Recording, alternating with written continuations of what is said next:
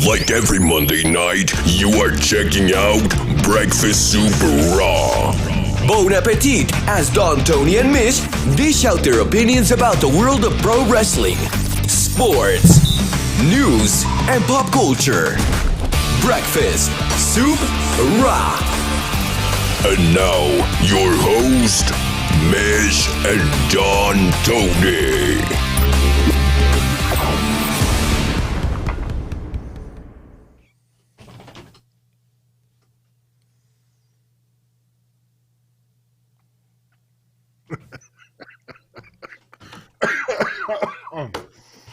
What's that, sir? May I suggest the sausage? The sausage? Yeah. What'd you think I was talking about? Oh. The sausage. What's up, everybody? What's up, Mish? Not much. ET, how you doing, bro? My God. I had a feeling this week's Raw was going to suck bad. We open up with Drew McIntyre, and I'm telling you, man, this plain, mundane crap.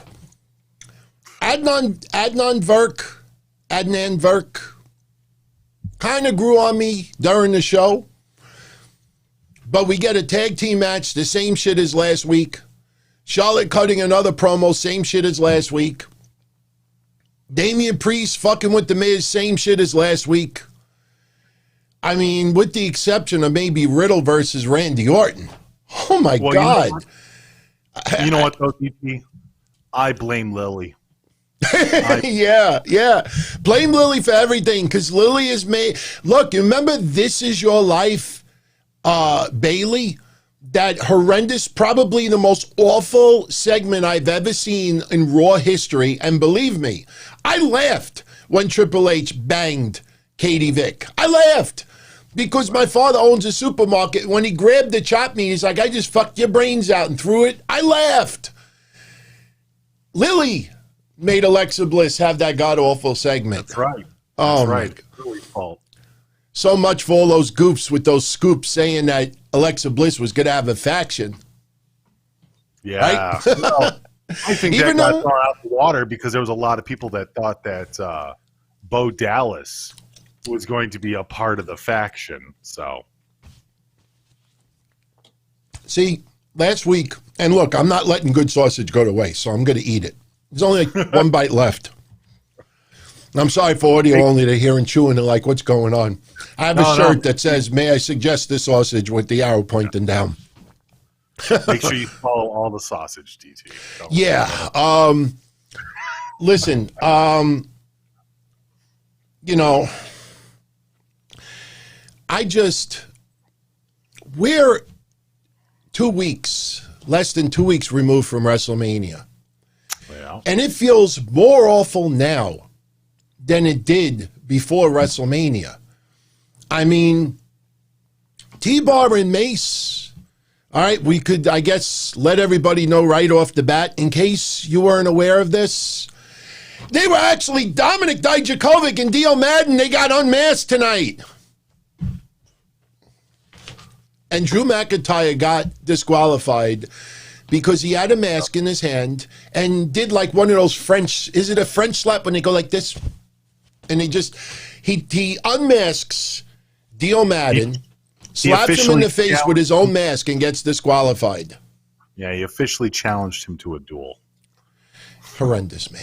Yeah, horrendous. I honestly was hoping. I'm happy that they got rid of the masks, but I thought the whole way that they did it was just hokey as hell, man. Like, we've been talking about that for a while, that the masks weren't helping because you tie the masks back to the original Retribution, and we didn't like the way that the Retribution was running with Ali, and they did the right thing and they got rid of Ali, and now they have gotten rid of the masks. So the next thing they have to get rid of is the name Retribution, and we're okay then. We're set. See, for new friends out there that are tuning in, Mish and I have been a supporter of Dio Madden and Dominic Dijakovic since day one. Absolutely. They were just straddled in a horrible gimmick. The only consolation was at least they're on TV. Right. You know, at least they're on TV. So getting rid of the masks now, And I love, no disrespect intended, but I love the people out there that are now saying, you know, T-Bar and Mace, they could be like the current APA. And I felt like, you know, because I don't socialize on Twitter much anymore. If someone wants to say hello to me, I'll always respond, but it's garbage, it's toxic. But I was so tempted to write, fucking racists. Only because when you would compare the Street Profits to the New Day, or you compare, oh, why are you comparing two blacks with two blacks? Well, isn't that the same shit when you're comparing two big guys, a white man and a black man, to another white man and a black man, just because it's a big white man and a big black man? It's just, you see, but I don't think any of it's racist. But you see what my point, like, it's just, why? Because it's a big black man and a big white man. Oh, that's the current APA. Fuck out of here. But at least they're shredding the masks. But so stupid that Braun Strowman had no idea who they were. Drew McIntyre had no idea who they were. The announcers had no idea who they were. Awful tonight. Awful. Awful. The only thing that I liked tonight, honestly, was Riddle versus Randy Orton. Props to Randy Orton for continuing to try to elevate some of the guys to more of a main event level for today's standards. He's been doing it for about a year now. But, I mean, just everything feels like it's in quicksand. MVP. It feels like no, it's not even quicksand, because quicksand is at least going somewhere, DT. We're an autopilot. We're already an autopilot, and we're on this road to WrestleMania Backlash.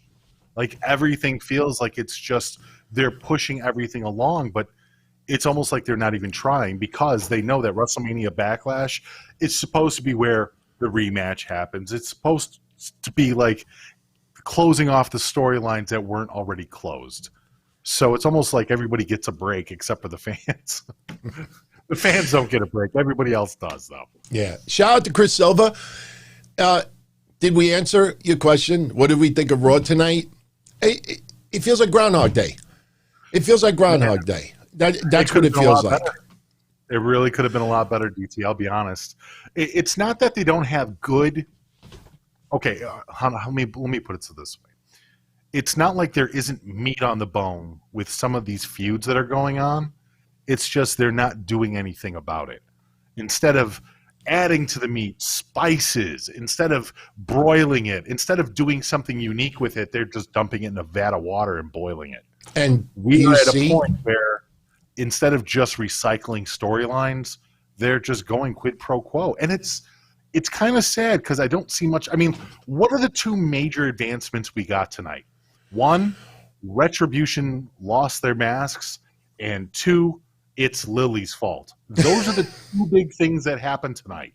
And it's like I couldn't be more underwhelmed to talk about either. Because as much as I want to see guys like Dijakovic succeed, at the same time, just rip off the Band-Aid already. Just get rid of Retribution. Let's just have Dijakovic and Toombs. Exactly. I mean, look, the nicknames have kind of grown on me a little bit. T-Bar, Mace, you know, I mean, they're easy to spell.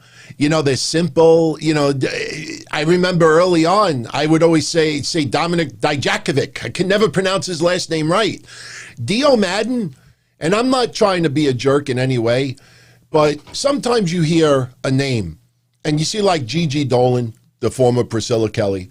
I always said, you look at that name written down, and to me, when you look at her look and you see her name, I always thought they should have brought her in not as Gigi Dolan, but Gigi Dolin. I am Gigi Dolin. She looks international. She looks French. The name sounds it. It kind of goes right off the tongue beautifully. With T-Bar and Mace, you know, when I think of the name Dio Madden, it sounds like a model. You know, like Dio Madden. It sounds like a cologne.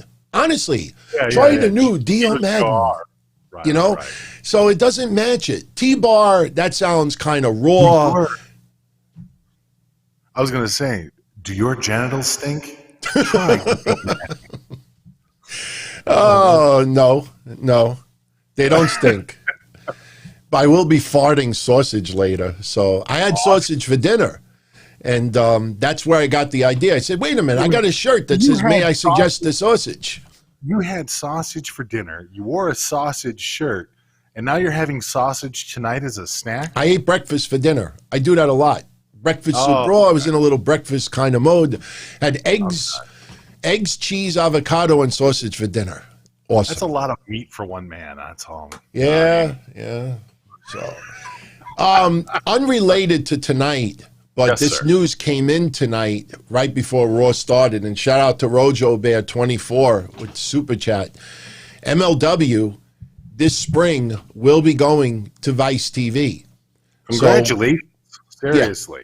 That's a absolutely. big get. I mean, MLW is one of those shows that needed network. They needed a cable. They needed a spot. And going to Vice is not a bad idea. I kind of wish Vice would have kept up with NJPW and Women of Wrestling. Because, I mean, then if you really think about it, then you would have had MLW on there. There was a chance, I think at one point, and I don't know, that was rumor, but there was rumor that NWA might have went to Vice TV too. Could you imagine if Vice became the home for wrestling like one night? It was probably going to be Saturday too. Yeah. Because they put the, what was it? They had the MMA show on there. They had NJPW, and then they had WOW on Saturdays. And just throw MLW on there, throw NWA on there. I mean, you could have had an entire night of fucking wrestling. It would have been great. Absolutely. Nice block of wrestling. But you know what? MLW, even if, because look, Impact Wrestling last week, even though I kind of liked the press conference deal, I love that Mauro Ranallo is going to call the match between Rich Swann and Kenny Omega. I mean, the build has been horrendous for months, but to add Mauro Ranallo at the very end, that's awesome. See Jim Ross do a little segment on Impact was pretty cool also. But even with that, they lost 30 or 40,000 viewers from the week before. They had like $130. If MLW could get 80 to 90,000 viewers, that would be a huge success for them because they are pretty much a local promotion. And that's the reason why they're not covered anywhere near, across websites, because as much as people want to try to portray the MLW as the one that we saw in 2002 that was based out of Florida, it's not the same. But they got a nice little niche about themselves. It's hard to explain on a show, but you watch the content. A lot of younger stars of tomorrow, a lot of raw ability, just people in development, but not too much. They don't put too much spice in the stew. Everything is very organized, nice and smooth. You see, and I think they look more like the stars of tomorrow, more than anything else. So good for MLW. Definitely good for MLW. Yeah. For sure, man. Definitely looking forward to it. So, Mark Anderson says that was the worst episode of Monday Night Raw that he's seen in a while. Again, last week was the Raw after WrestleMania. And what pissed me off the most about it last week is WWE, all over their social media, was bringing up all the infamous Raw after WrestleManias from years past. Reminding us when Brock Lesnar showed up and destroyed Cena, is reminding us a lot of appearances. So I'm thinking, okay, the fact that they're going back there, they're going to give us something last week on Raw to add to that. Maybe not on the same level, but to add to it. We got nothing. Nothing. So you think this week, okay, a week later, originally we were supposed to get Randy Orton versus Braun Strowman tonight. That was advertised all week. They changed the match early on to Randy Orton versus Riddle. And right away I'm thinking to myself, okay, hopefully Braun Strowman didn't get sick, take ill. But then here comes Braun Strowman making a save for Drew McIntyre later, and I'm like, what? Now, don't get me wrong. I'm happy with the match change because Riddle and Randy Orton, they tore it up. And as much as we don't like Riddle's character, the brain-dead beach bum. He's had phenomenal performances with Sheamus. He's had phenomenal performances with AJ Styles. He's had some awesome performances with other stars. And once again, knocking it out of the park with Randy Orton. Riddle consistently puts on, and it takes two to tango, but Riddle consistently has been really, really doing great in the ring. Very impressive. If they would just fix his character a little bit.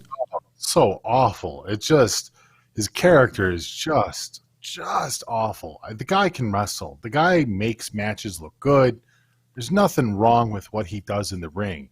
But it's been a long time since I've seen somebody so capable in the ring, but so not capable as a charismatic figure or as a gimmick or as a character. My God, is he painful on the mic sometimes. Dear Lord.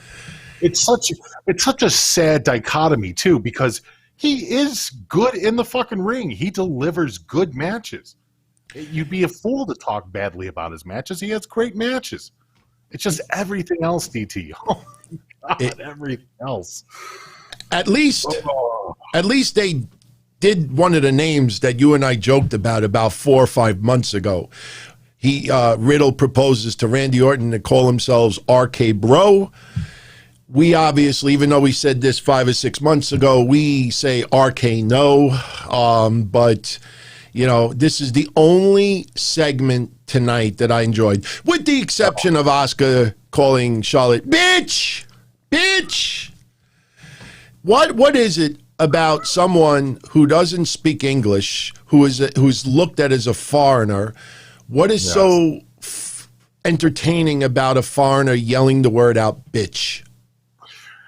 I honestly think that she just should yell it in her own language. Yeah. I think that better when she yells it out in her own language. I don't know. It's just, they're trying to be edgier. Have you noticed that lately? They're letting a lot of epithets fly, like things that normally WWE would bleep out. And even like we pointed out at WrestleMania, they didn't bleep out when Nia Jax said that Tamina ain't shit. Right. But, and they did censor it, but they missed, wink, wink, missed. But at the same time, like we talked about later on in the night, when the Bellas came out, those boos magically disappeared. So they're aware of what they're doing. That is planned.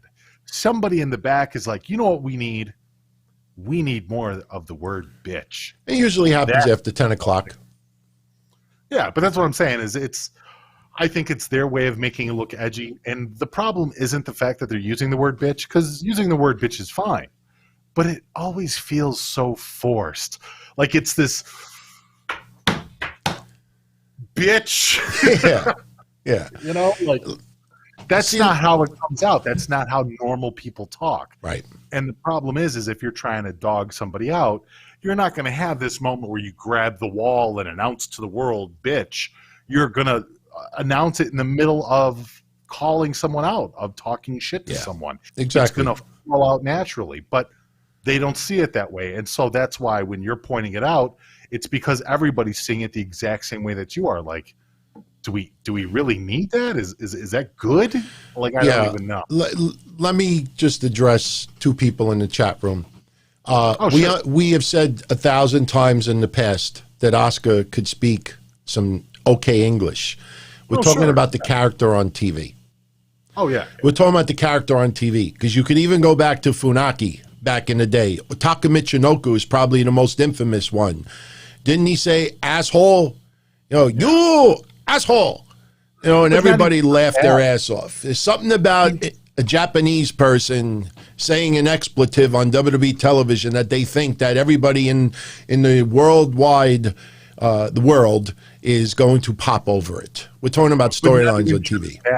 If you want to hear Asuka talk English, she has her own YouTube channel, people. Right. She has her own channel, and she regularly talks English on there all the time. Now, she doesn't do it she's not like 100% fluent at it, but she's very good. And she speaks English just fine. You can understand what she says.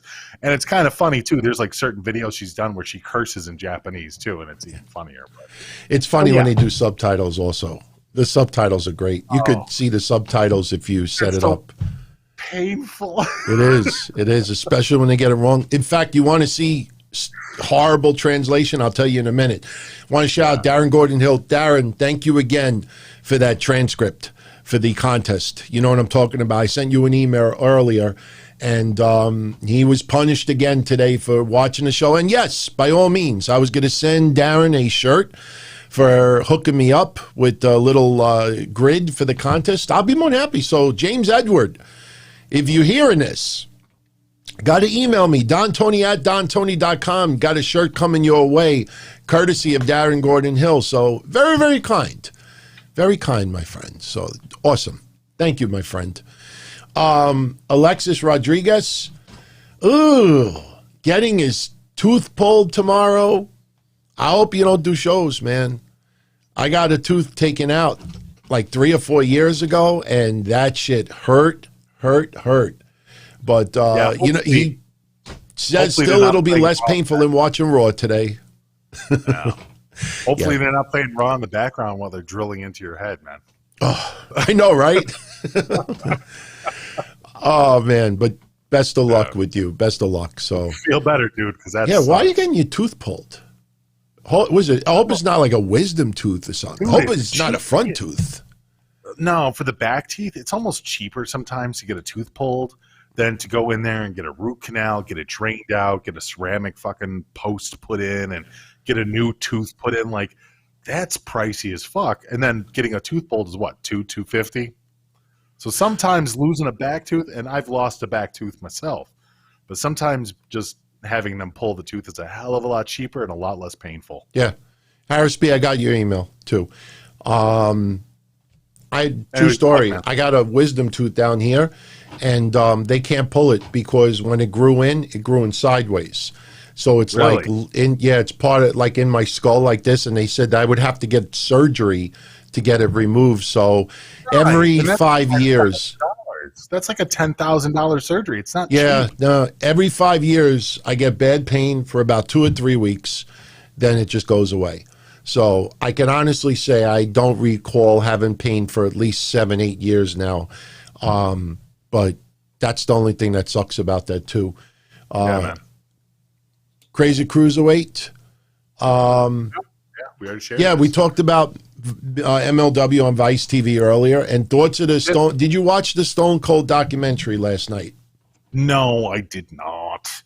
I didn't watch the Stone Cold last night, but I am all of a sudden very geeked for the Roddy Piper documentary on A&E. So, no, I haven't watched the Stone Cold. Did you watch the Stone Cold? No, I started watching it last night, but I was very sick yesterday. I know some of you saw me stop by Jason Solomonster's 700th episode party yesterday night, but I was, congratulations to Jason, 700 episodes. I was very sick yesterday, and so sick that I didn't drive home last night. I feel a lot better today, but I'm going to watch the documentary tonight. I will say this, watched like a few minutes in the middle.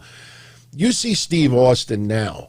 I mean, sad, but the age is really starting to kick in. You know, like you could see that the age is really starting to kick in. I mean, what do you mean? Everybody gets old. More physically. Yeah, I mean, little by little, he reminds me of like, I don't want to say transforming into Gilbert, but you could see the age starting to set in. And look, he still looks awesome. And I think deep down inside, it's more of me just being that much more upset that all my favorites that I grew up watching are getting super old. I mean, someone today that I saw do a little PSA about the vaccine, and I really have not paid attention to him in recent years, but Billy Crystal posted a video today and talking about why he got the vaccine and everything. He's 72 years old, and I'm looking at him today, and he's got this big lump of skin coming down, and his hair is gray, and you could see his face really starting to morph, and it gets a little depressing to see a lot of people that we enjoyed over the years really starting to show their age.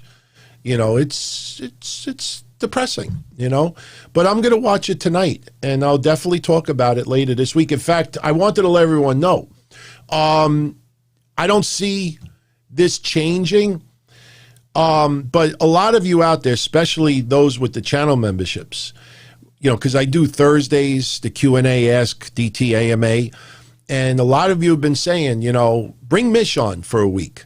So next Thursday, be prepared. Mish will be joining me Thursday night, 10:05 p.m. We're going to do an AMA. It's going to be, all question and answer. Wrestling is not the only thing on the menu. Anything goes. So mark it on your calendar. Next Thursday night, 10:05 p.m., we will be up here, and we're going to tear the roof down with Q&A. So mark that on your calendar. So Cruiserweight, I'll definitely talk about the Steve Austin doc on either Wednesday or Thursday.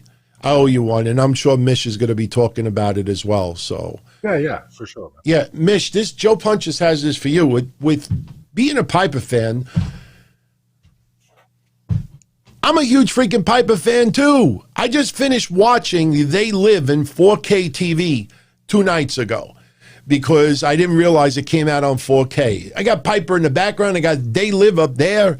But for you, since you're a big Piper fan, what are you hoping or looking forward to the most? And you kind of answered this already. The documentary, looking forward to the most. I want to hear more from his kids. I want to hear more from Colton. I want to hear more from Teal Piper. I've talked to her before, too. I don't know if you remember, but I did an interview with Teal Piper before, also with Lee Sanders from the RCWR show. She is an absolute doll. She is she's a great talker. She's very bubbly. I'm looking forward to hearing more stories from the kiddos. Like, I know that they're going to touch on some of the dark side stuff because they already kind of threw that in the trailer. And I love Piper, but maybe I'm a little bit too much of a fan because I don't want to see that. I want to see more about the good shit that he did that I don't know about, that I didn't read about in his books, that I haven't heard about in interviews from his son or his daughter. I just want to hear something new and something more based around how much he influenced people around him, The dark side of the ring stuff, yeah, I get that. That's got its own niche to it, too. But for Roddy Piper, he's always been high up on my list. And I'll be honest, Joe, I'm just looking forward to hearing more from Teal and Colton. So Yeah. Look, when the A&E biographies came out, I don't know if it was 1999. I think it was around that period. They were fucking phenomenal. Pardon my language.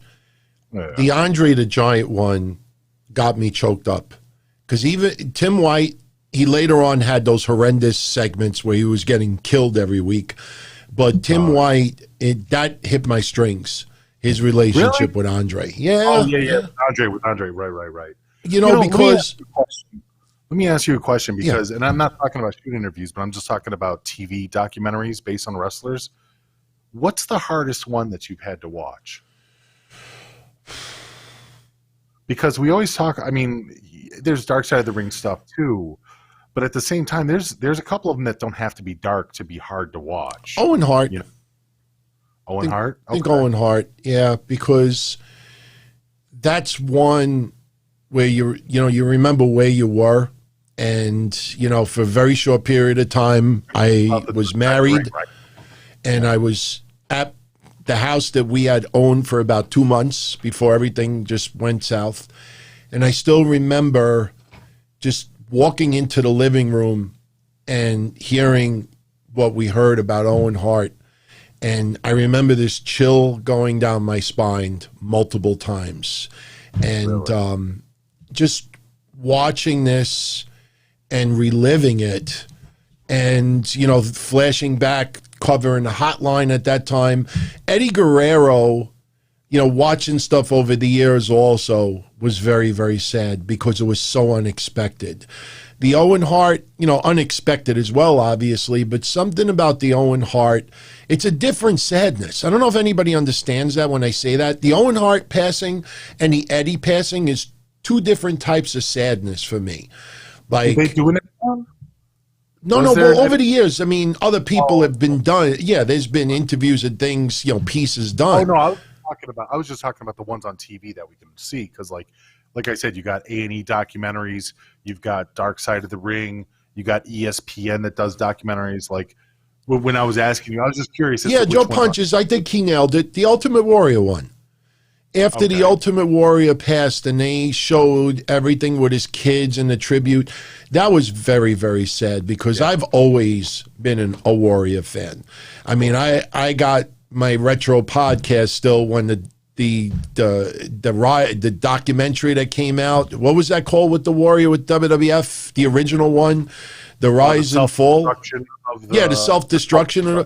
I still have the audio of my podcast at that time, just cursing out WWE for doing that. And yes, I understood at that time why a lot of people were pissed at Warrior because of his speeches and gay makes the world. He says like things about gays. Make the world work. Yeah, but queering doesn't make the world work. Right. That's what he said. Got him a lot of flack. Right. But once he met.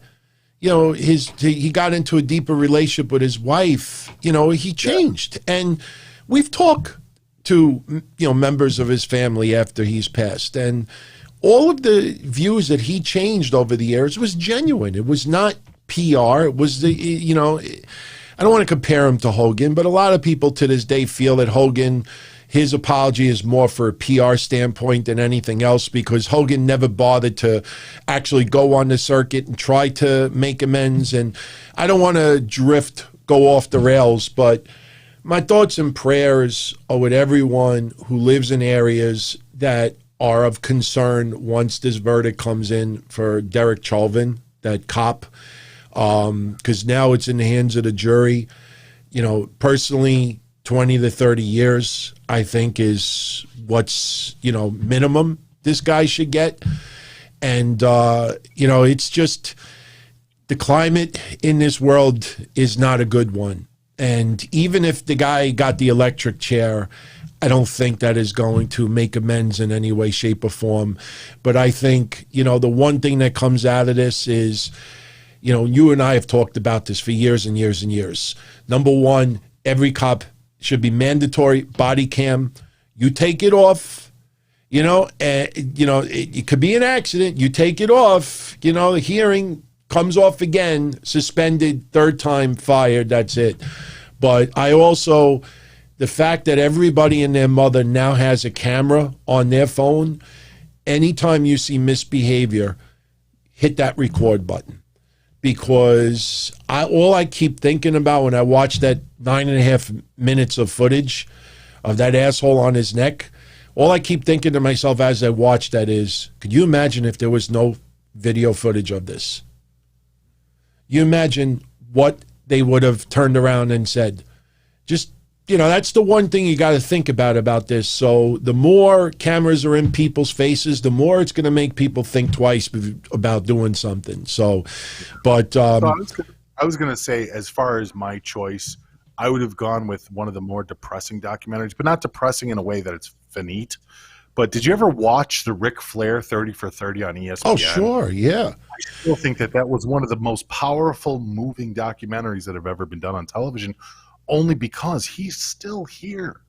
And it's almost like it was the way that people look at Johnny Cash singing 9 Inch Nails is Hurt, and they watched the music video, and then Johnny Cash ended up passing away just months later after finishing the video.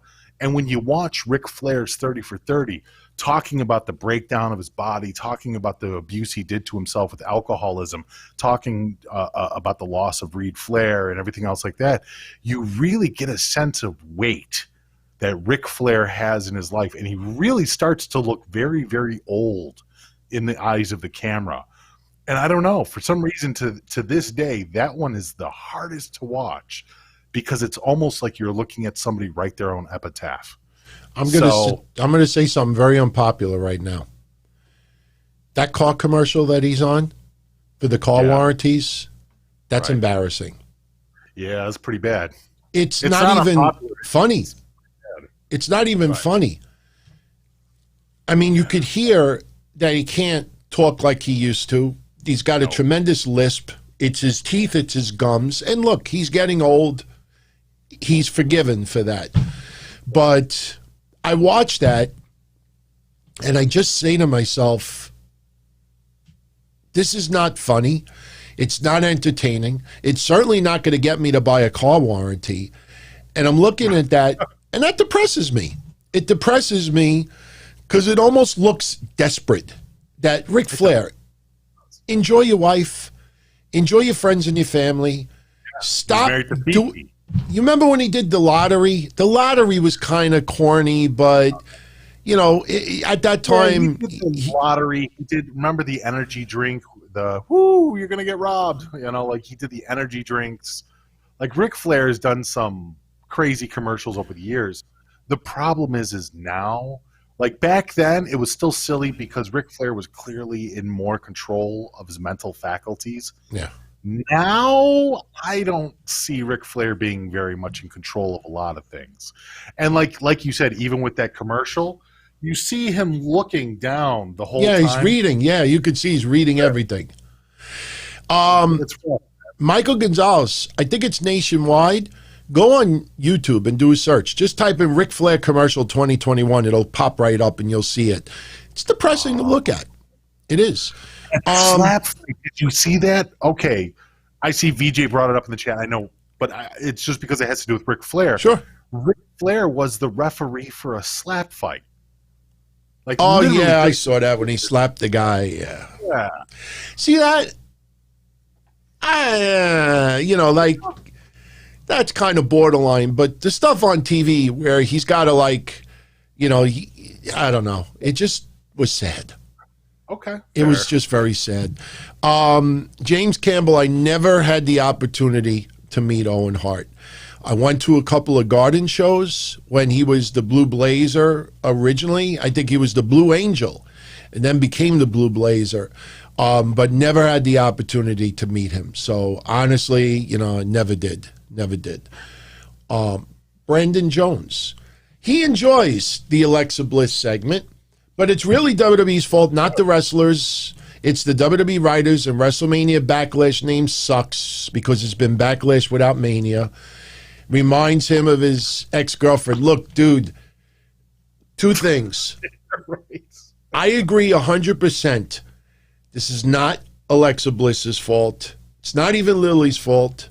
It's the WWE writers for coming up to this. That, you think of the Nia Jax storyline. You think of the Bayley story. You think of all of these things, and Lily in storyline was not important enough to her. But now she's talking about, and I thought that was funny because I always told the story about going to the park and the sliding pond and the swings and pushing each other off of it and then jumping off with the I love you and breaking my arm and stuff like that. And she's telling a story today that there was a little girl that had a strawberry ice cream cone, and she doesn't like strawberry, but she couldn't have any, so she pushed the little girl when she was like 7 off the swing, broke her arm, and ate the ice cream cone anyway, and Lily made her do it. Right. I don't know what to make of it.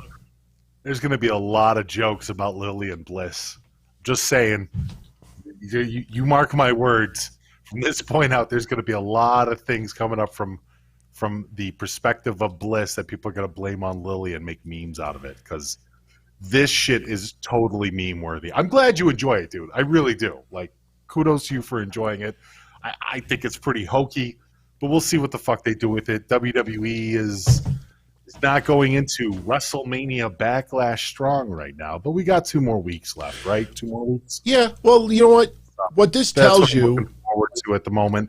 I think that at that point, at least we get 2 more weeks to see where they're going to flesh this shit out, because right now, this is all goofy. And, one good thing that, if you read between the lines, one thing that may have come out good about this is Alexa Bliss is going to return to the ring and wrestle, because she also made that comment tonight saying that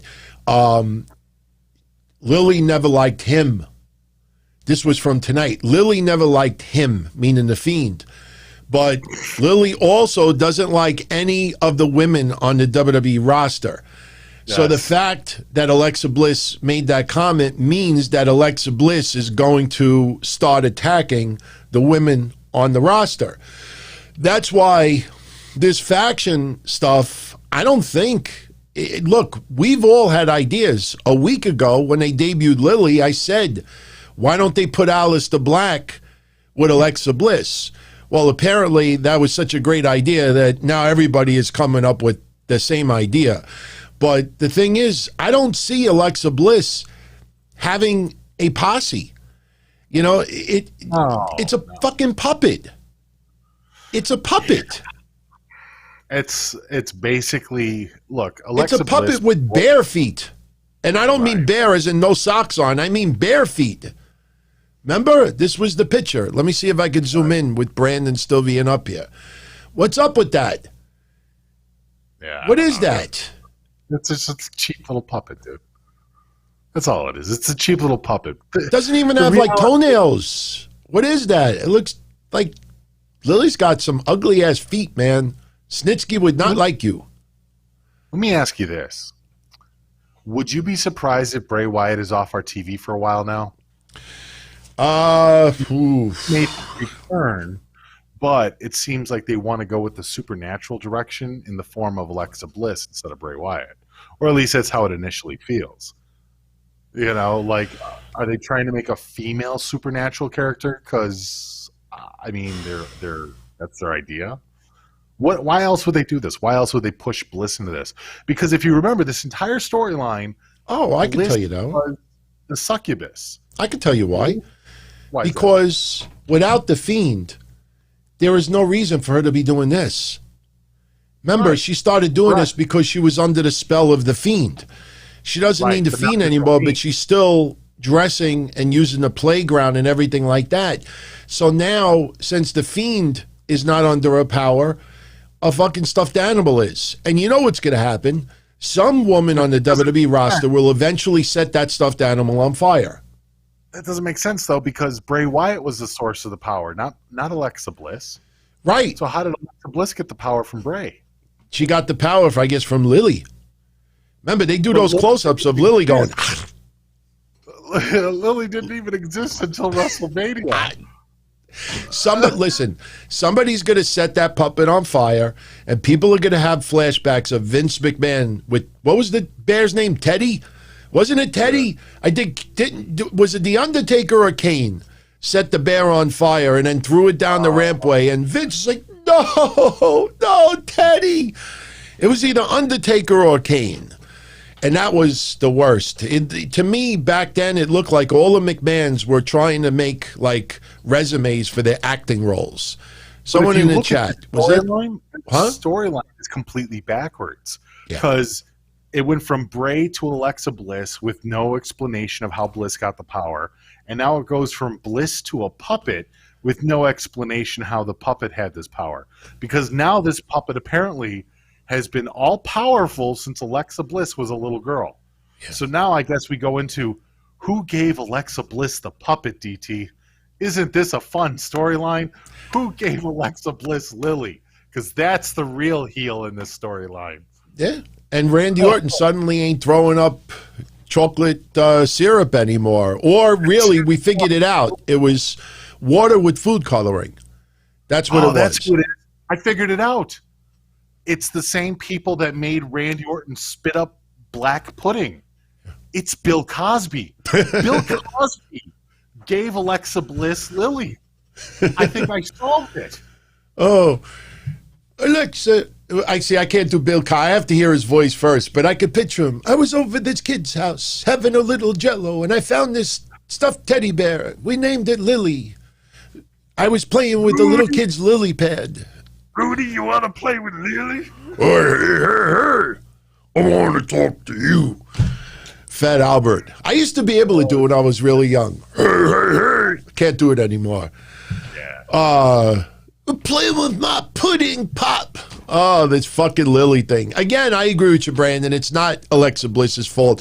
But since they're not having the Fiend with Alexa Bliss anymore, they have to have some character to justify why Alexa is still playing dress up. Right. You know, and they still want to do Firefly Funhouse segments, and somebody in creative loves the Playhouse so much, they want to continue it, but they don't want to continue it with Bray Wyatt anymore. So what's the excuse? Oh, I got it. She's under the spell of a voodoo doll. And Nikki Cross might get involved. Somebody may get involved. You know, we don't want to talk about any, you know, names that are still being considered about being released, because there's still a few names that, you know, that may be coming out this week. But this storyline seems to be going nowhere. You know. Yeah, no, this is a bad storyline. And you know what? I don't know if you believe the rumors. I know me and you talked about that before, about the rumors going into WrestleMania about the Bray Wyatt Randy Orton match. But supposedly, Bray Wyatt and Randy Orton didn't even know where the story was going on the day of WrestleMania. Now, when we're looking after WrestleMania, do you think there's any truth to that rumor that these guys are literally working week to week when it comes to the supernatural storyline? Yeah, because you do believe it? Because Randy Orton, we brought it up last week, he cut a promo during Raw saying that Alexa Bliss disappeared. Right. She had cut a promo earlier in the night. You know, so it's just, you could see that they never had a finish for this storyline. And in the process, somebody got infatuated with the playground idea. You know, the Funhouse seems to have run its course right now, but they still like the Playhouse going. So how do you go if she's no longer under the spell to the Fiend and she realized she never needed the Fiend all along? How do you continue it? And as far as WrestleMania Backlash, I mentioned this a couple of weeks ago. I love the name. And the reason why I love the name was because I brought this. I remember in the 90s, I think we had WrestleMania Revenge. And, you know, the idea of a pay-per-view airing right after WrestleMania, that would be where you would have return matches and matches sparking out of storylines that occurred from WrestleMania or the night after. That's why, you know, we only have one match announced so far, and that's Drew McIntyre versus Lashley. But if they do Roman Reigns versus Cesaro, that's not necessarily a WrestleMania Backlash. You know, you would think that things that came out of Mania would have to do with this. But I kind of like it. They obviously want to keep the WrestleMania name alive for an extra month and a half. You know, milk all that record hits. But, you know, we got to see what matches are added to it. But right now, I actually have no problem with it. It's a little weak sauce, but we got 2 weeks. I'll be fair. Carezabel, shout out to you, my friend. Carezabel says, feels like WWE has something against Bray. I don't know, man. I don't know if it's because of him and JoJo having a few kids and having, you know, older family members in his, you know, inner circle as well. But I invite you to go and look at Bray Wyatt's matches in 2020. I don't even think it added up to 10. Yeah. Bray Wyatt had next to nothing as far as matches. I mean, we obviously, the Goldberg one sticks out more than anything else. And we did have, I think, a little bit with Braun. But for the most part, Bray Wyatt in 2020, in many ways, was non-existent. So this just feels like a continuation of 2020. So yeah, I don't know the relationship with WWE and Bray Wyatt. It's like 1 minute they feel like they really get behind this guy and they push him into main events and they make his matches very important and they give him cinematic matches. They give him John Cena. Like, they put him in scenarios where you're like, it doesn't matter. Even if this guy loses, this stuff is important to his career. Yeah. But then on the flip side, they just don't seem to care sometimes. You're right. I will say this, Kurzabel. A very, very yin and yang career as far as WWE goes. It's as good as it is. That is literally the way Bray Wyatt's career feels half the time. I'm going to look up his match listing for 2020. I'll be able to find it literally in 2 seconds. Okay, here we go. Let me put it over here. It's a little bit easier to read. All right. This is Bray Wyatt's matches for 2020. Okay, it's a little, well, actually, you know what? Let's go March on, because COVID started hearing about it in February, but I think it was March when they stopped having live crowds. So we'll do March. Let's do the end of March to the middle of April. That's a year. So we could look at Bray Wyatt over a year. All right, WrestleMania Day 2, his with John Cena. That's not even a match. There was only one move the whole match. Even though I loved it because of the whole psychology part of it, I don't even think you could count that a match. So if you want to count it, go ahead. Money in the Bank, Strowman versus Wyatt, which was the swamp fight. That's one. Yeah. Bray Wyatt versus Braun Strowman, SummerSlam, Falls Count Anywhere. That's 2. Payback, Roman Reigns versus Strowman versus Fiend. That's 3. Friday Night SmackDown, October of 2020, Fiend versus Kevin Owens. That's 4. And if I remember that match, it only lasted a couple of seconds. November 2020, Bray Wyatt versus Miz. That's 5. December 2020, Bray Wyatt versus Randy Orton. That's 6. December 20th, Tables, Ladders, and Chairs, Randy Orton versus The Fiend. That's number 7. And then you have 2021, WrestleMania, and I guess, you know, his match, Randy was against Alexa Bliss. So that's not even, so he had 7 matches. 7. Yeah.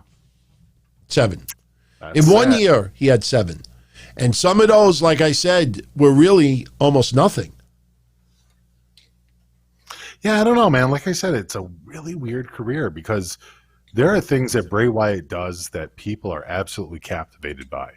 I think there was a point in time where people loved, and there's proof. You remember the Fireflies, right? Remember when everybody would take their cell phones out and everybody would have the lights on? Dude, even people that didn't really care about Bray Wyatt totally got into the interaction of Bray Wyatt and the cell phone Fireflies. You know, like there was definite meat on the fucking bone when it comes to Bray Wyatt's career. And the Yowie Wowie puppet theater that he had, dude, that was fucking great in the beginning. But WWE has a bad habit of grinding shit into the ground. They take a thing and they just keep repeating it until it gets sick. You know what I hope? I hope we don't start having segments with Ramblin' Rabbit and Lily or Bray Wyatt like doing something that gets Alexa Bliss jealous, because that's just going to fall like a wet fart. I mean, look. Dude, I just had a horrible thought, like piggybacking off of your thought. What if Alexa Bliss starts doing her own show with Lily and then she brings in her own puppets? Say it ain't so, DT. Dude, I repeat this. You know, obviously on Patreon, we do some predictions contests. It's cash now. We don't do prizes over there anymore. But I will tell you that over the last 3 years, it's not even close, person for prizes. Not even close. I still have in my office about 10 of those Christmas boxes they had with the jar of the jelly, and they had like the Ramblin' Rabbit pin and the t-shirt and the stickers. I mean, they were selling on eBay for $250, and WWE was selling them, I think, at $39 or $49 a pop. Wasn't even close. And it's something is off with this. You know, it could very well be that Bray Wyatt could have said to WWE, look, you know, I have family now. We're still in COVID. I got JoJo. And you know what? I don't want to work a full-time schedule. Because if you notice, even when I mentioned everything I mentioned, Bray Wyatt was only around maybe 4 or 5 people during that whole year. He did the stuff with Cena. He did the stuff with Strowman. He did the stuff with Orton. And I think he did something with Miz. If you look at the last year, Bray Wyatt, and obviously doing stuff with Alexa Bliss. Right. you will leave Goldberg and Saudi out of it because there was still live fans there. But Bray Wyatt, I think we're going to find out later on because of COVID that he absolutely did not want to be around a lot of people. And you count it, he has been around virtually nobody. Virtually nobody. And, you know, we had Adam Pearce, I think, make a cameo as the postman. Yeah. I don't know, man. Brandon also says WWE gave Riddle that character, so why would WWE fix it? Because you gauge. Look, the one thing I'll say about the Riddle character is it doesn't matter what show you're listening to. Everybody seems to have a reason to dislike it. Now, the reasons we dislike the character, there are certain shows that are very, very different as for the reasonings, but something has to get changed with that character. There's a lot of different opinions from a lot of different people and a lot of different shows and analysts and critiques that watch Raw every week, just like you do. And there's a lot of those people that have a very negative opinion of the character. Some people, like us, just don't like the fact that he looks like such a buffoon, going out there and talking like a complete idiot. Some people want him to embrace more of the RVD culture, which I will give WWE the nod for having RVD come out there with Riddle, was it like last week or at Media and stuff like that? That was cool. That was fine. So I can understand people wanting him to embrace weed culture a little bit more. It makes sense to who he is.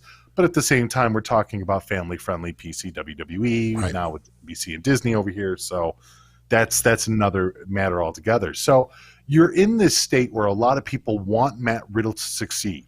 I think people are genuinely impressed with his ability inside the ring. But it's the other half of wrestling that doesn't have to do with your in-ring ability that Matt Riddle seems to not really be connecting with the fans on. So you're right. Maybe it's not directly Matt Riddle's fault.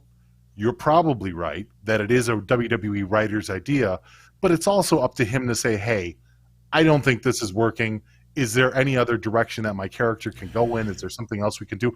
Maybe they're working up to something. We don't know. I'm just saying there's a lot of voices out there. So. See, that's where I disagree with you because I think Riddle, I think he's having a blast. I think he's enjoying this character. It's uber positive, especially when he's surrounded by a lot of controversy in his personal life. So having a very simple character. I wasn't going to touch the personal life. No, but I'm just saying that I think Riddle, for this type of character, I think he's having a blast. I think riding around with a scooter and, you know, just being happy and bro and this and that, you know, he doesn't come off as someone that you think it absolutely is not enjoying his character. He actually looks like he's having a little too much fun. Well, could be. Either way, I think that he's capable of a better character. Yeah. Chris Silva's got an interesting question. I know he's easy to be the brunt of jokes. And by the way, I made a rant Thursday about this ridiculously stupid shit of Kevin Dunn and the Billy Kay stuff. People ripping on Kevin Dunn. It's just that's a moronic comment. So you've heard about it. Yeah, I've heard about it. And you know what? If there's any truth to the rumor that the reason that Billy Kay was kind of shown the door, besides, you know, financials or whatever, was because Kevin Dunn didn't get the Billy Kay character, I'm gonna give you my unpopular opinion. I agree with Kevin Dunn. I think Billy Kay was not an exemplary character. I think girl with clipboard, we can do better. WWE can do better than girl with clipboard. She has been wrestling 14 years. Right. Tell me how Kevin Dunn has held her back in the ring. We talked about it WrestleMania, that when she teamed up with Carmella, she still can't even take a back bump. When she's hit, she flails like a fish. She flails. Like she's afraid to take a bump. Now, if I heard an interview that when she was a baby, like me, she was dropped on her head and she's got some spinal problem all throughout her life, then I would have a little sympathy. But she's not good in the ring. And after 3 or 4 years, it hasn't improved. I'm not even. Yeah, but you're 1,000% right on that. Her wrestling has never gotten better, but that's not what the rumor was, DT. The rumor is people were mad at Kevin He Dunn. saw a ceiling. He didn't understand her character. And it was kind of like people were mad. They're like, how do you not see the character of Billie Kay? It was a fucking girl with a clipboard. She came in as one half of a tag team. Even if Kevin Dunn didn't see anything in the Billie Kay character, she came in as a tag team wrestler with Peyton Royce, and they were wrestling for 10 years going into WWE. 11 years. And 11 years, and she hasn't improved in the ring at all. So if Kevin Dunn, after 3 or 4 years, says, I don't see anything, I don't get her, and I don't see it, and there's a ceiling, no shit. She wasn't brought in as a manager personality. DT, people were losing their minds saying, WWE, you will rue the day that you fired the Iconics. You will regret this day for the... I was dying laughing. You know what? Reading some of these tweets on the show. You know what? I brought this up. I understand why people did that. Because Billie Kay, we are learning how liked she was behind the scenes. I even mentioned this last week. Take note. Bad about their personalities. And that's the other... Let me be honest. They feel bad for her. But, dude, it's business. It's fucking business. Nobody's saying oust her from wrestling, she can never wrestle again. And chances are WWE is a company that opens up its doors for people to come back regularly. If Billie Kay is such a major sweetheart for the company and everybody likes her, why is it just not immediately believe that, hey, in a year, in 2 years, Billie Kay might come back. Maybe she learned something on the independents. Maybe she learned something at the companies that she goes to. Maybe she gets better and WWE opens up the door and says, hey, Billie, you want to come back and make a paycheck with us again? And then she weighs it over and she says, sure. And then one day out of the fucking blue, Billie Kay shows up in the middle of a women's match and nobody expects her, and she does something good. I don't understand. And we have proof of this happening, DT, all the fucking time. So why is it that people just don't see that that's how WWE has worked for years? Because they put emotion in everything. You know, like I said, just picture a conference call and an investor says, you're in the middle of COVID, you can't tour, you got 100 wrestlers on your roster, you're only able to use about a third of them. Why are all these people still on the roster? And Vince says, because it's the right thing to do.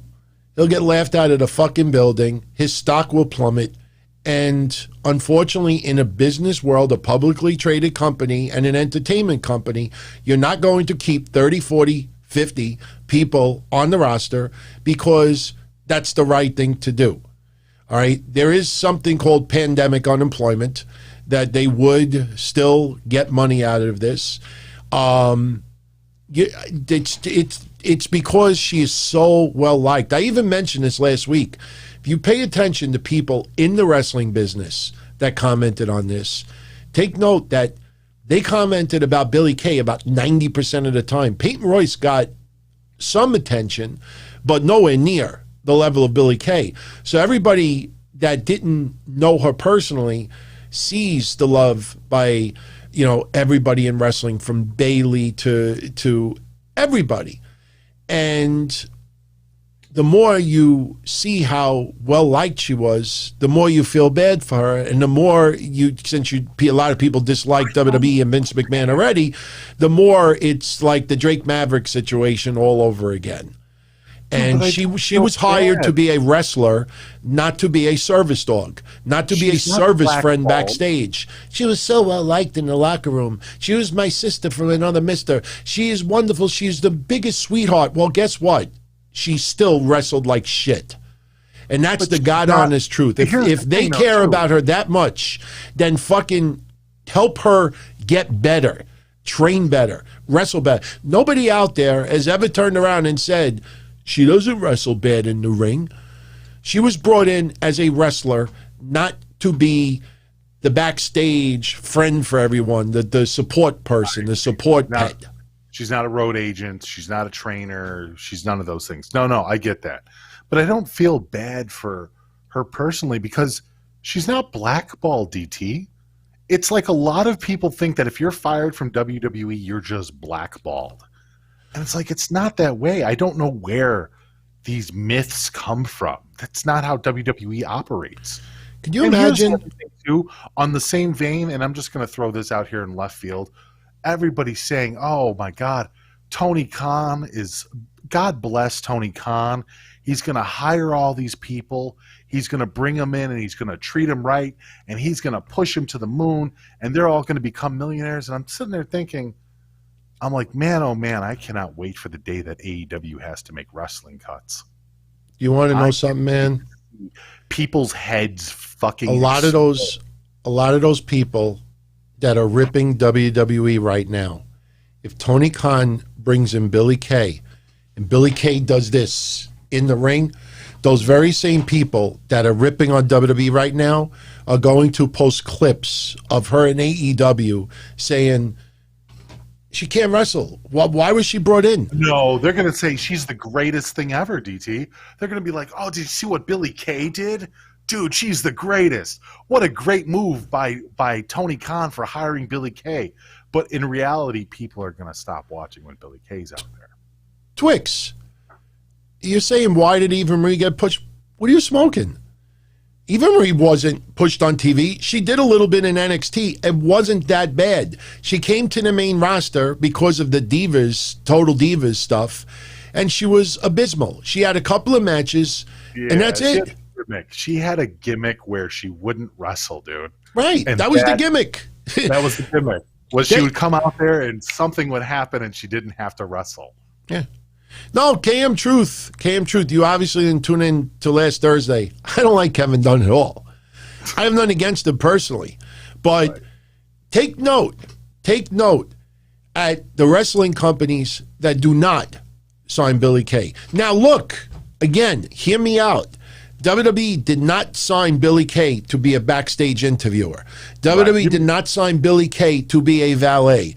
WWE did not sign Billy Kay to be a manager. WWE did not sign Billy Kay to be a counselor behind the scenes. WWE did not hire Billy Kay to be a road agent. WWE did not hire Billy Kay to work in catering. They hired her to be a wrestler.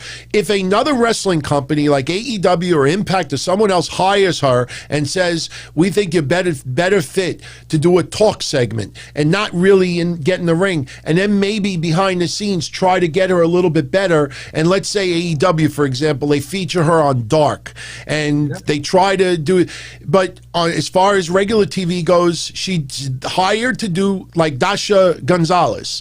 That's different. WWE did not hire her for any of that stuff. Walking around with a fucking clipboard with the Riot Squad, with this group, with that group, where does that lead? Where does that lead? When people say Kevin Dunn held her back, tell me how he held her back. What could she have done that they held her back? Because every time she was in the ring, it's like a fish flailing. Right. So I want to see Billy Kay get better if being a wrestler is her future. But if the wrestling part of it doesn't work, she could be a good instigator on a talk segment. Billy Kay has a spot in wrestling. But when people say, oh, they held her back from this and that, nobody ever says what they held her back from. Because every time she was 14 years, dude. Not 4. 14 years she's been wrestling. You're fucking preaching to the choir, dude. I've been on this Billy Kay, Peyton Royce thing for a long minute. I know people have tried to sway me that the Iconics are actually good and funny. Dude, you can't sway me. I've been on board. I've been on board with the Iconics ever since that crap went down with Tuna Meltzer, with Uncle Dave. Oh, yeah, with a physique. That was just, and they were both in on it because they both got angry, and it was just ridiculous. Yeah. Dude, I've never been a fan of theirs. You take them from NXT, you put them up on the main roster. There's never been a moment where I was like, oh, these girls are the future of women's wrestling. Not once will you ever hear me say something like that. So the fact that somebody like Kevin Dunn doesn't get Billy Kay, good for you, Kevin Dunn. Yeah. Thank fucking God for Kevin Dunn. Now, let's mention Bruce Pritchard. My thoughts of Bruce Pritchard for Raw and SmackDown, I like Bruce Pritchard. it takes a lot for me to rip the guy, but it feels lazy. It feels lazy because I brought up how some of the storylines on Raw is the same shit you see on SmackDown, just different characters going down at the same time.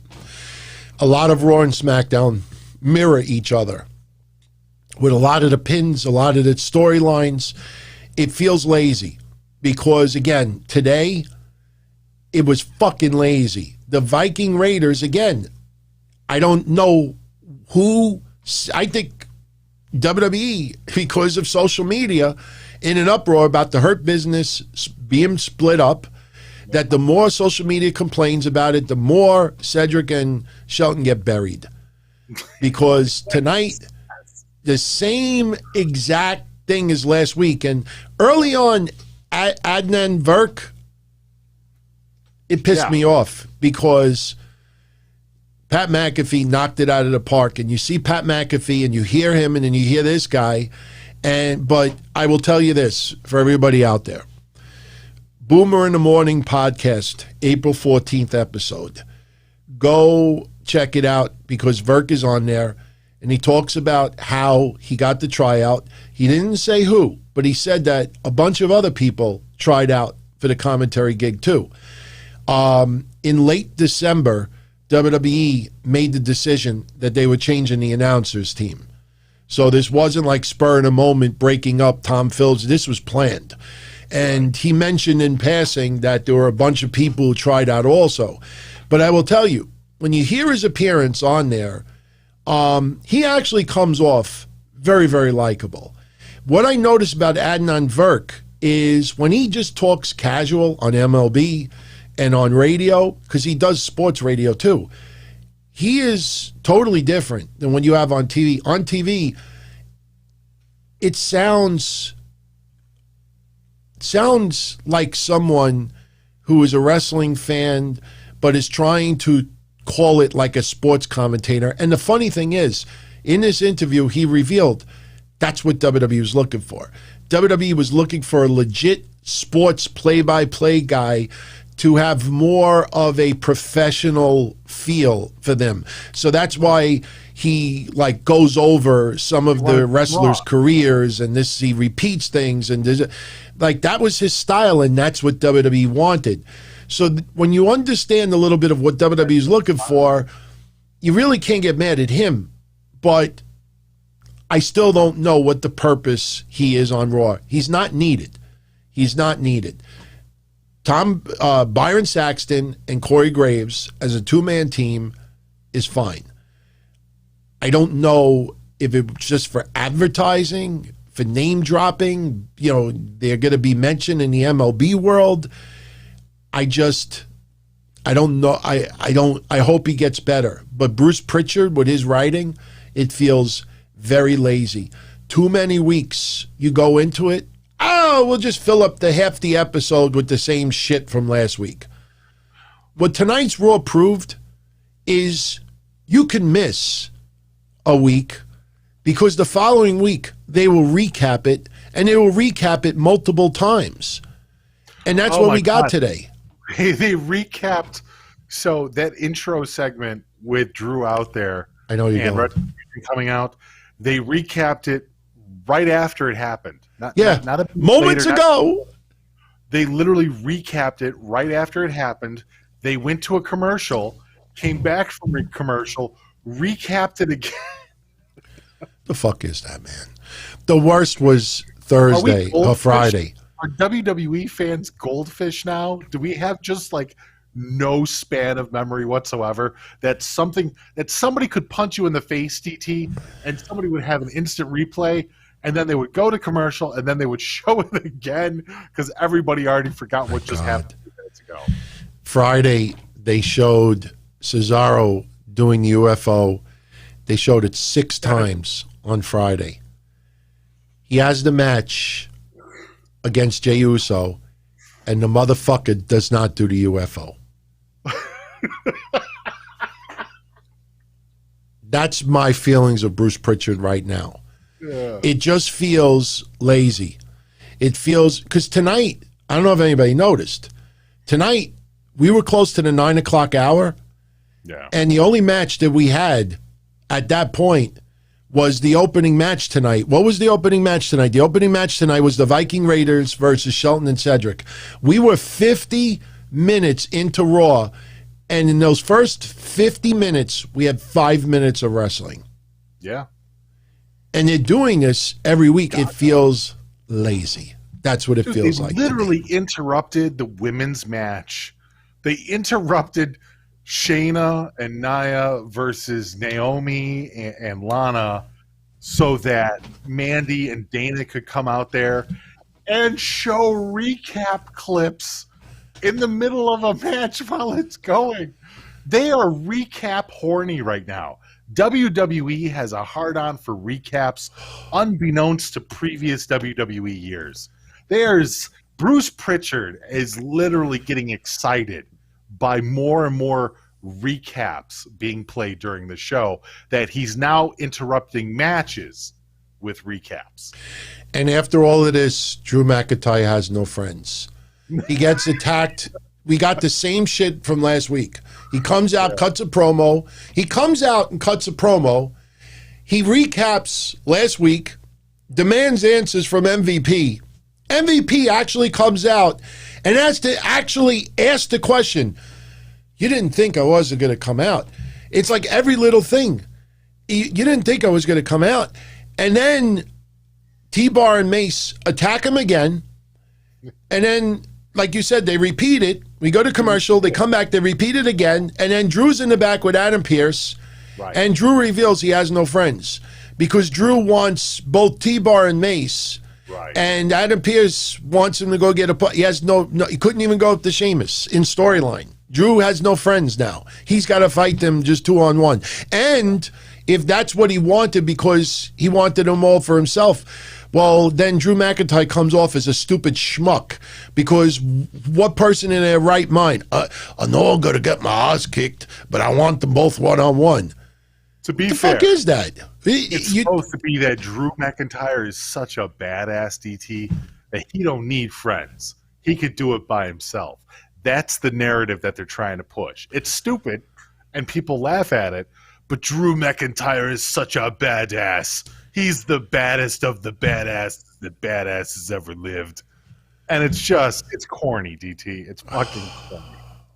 Psycho Jet Black says, you look like the front man for a black metal band. Fuck yeah, dude. Thank you. I'll take that compliment any day of the week. I've been listening to... So I recently got Cause of Death from Cannibal Corpse, classic fucking album. I picked up some stuff by Slow. Gojira just came out with a new album, which is fucking amazing. So if you like Gojira, check them out too, or check out Slow. So yeah, good shit. I'm not the metal guy though. That'd be Kev. So Kev who? Oh nah. There's no bullshit going on, everyone. I like triggering some people once in a while. Sorry. Cleric of Chaos. Whoa. What? What? 33 years on this earth as of today. First act, wishing both of us the entire DT. So wait a minute. So are you asking for a birthday shout out? Is that what you're asking? Like we were talking about on Friday, that you have these people online that are looking for attention for their birthday and they're not getting it. So they'll write like, oh, what a great day to have a birthday. The temperature is 71 degrees. And they just write their birthday in there because they want to get a shout out. Is that what you're asking for? Nah, I'm only fucking around. Cleric of Chaos, happy birthday. We're going to have Cleric on soon. I actually... Really is. This week, I'm spending this week to learn how to do the Zoom so we could do our own version of AEW heels, just we won't walk by with heels on. We're going to have like a bunch of you guys on. We're going to do like a whole video game. It's going to look like, remember the Brady Bunch at the end where they're all like looking down at each other and then they're all in the boxes? That's what we're going to do. We're going to do like a Brady Bunch. So, oh, wait a minute. So he was born on 420. Wow. Awesome, man. Together. That's kind of funny. You're born on 420, dude. That's awesome, man. Congrats, my friend. I'm just jealous that he's 33. I'm gonna be. Well, I'm close to 20 years older than you. You know? Yeah. Holy shit. Wow. That's good. Good for you, my friend. Enjoy it. 3 years young. Man, I put on Patreon today, and I'm going to start putting them on YouTube too. Put on Minority Report episode 15 years ago. Well, this episode tonight we're doing was April 19th. I put up an episode 15 years ago, April 19th, 2006. And the thing that upset me right off the bat is hearing Kevin say, bringing up about something, and he's mentioning that he's 38 years old. So, like, it just pissed me off because now I'm, like, flashing back. I'm like, wow, you know, when I started doing this, you know, I'm not even 30 years old yet. And we were young. That's how the years fly by, man. Working with you in 2006 was when I started making the very first intros for Minority Report, and that was, oh my God. So that was 15 years ago. 16 years 16 ago, right? years ago, yeah. So I was 20. Yeah, 20. Yeah, 20. I think I was like 28, 27. Actually, no, I was younger than that. I was about 25.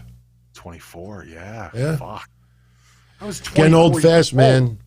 Wait 15 years from now. Seriously.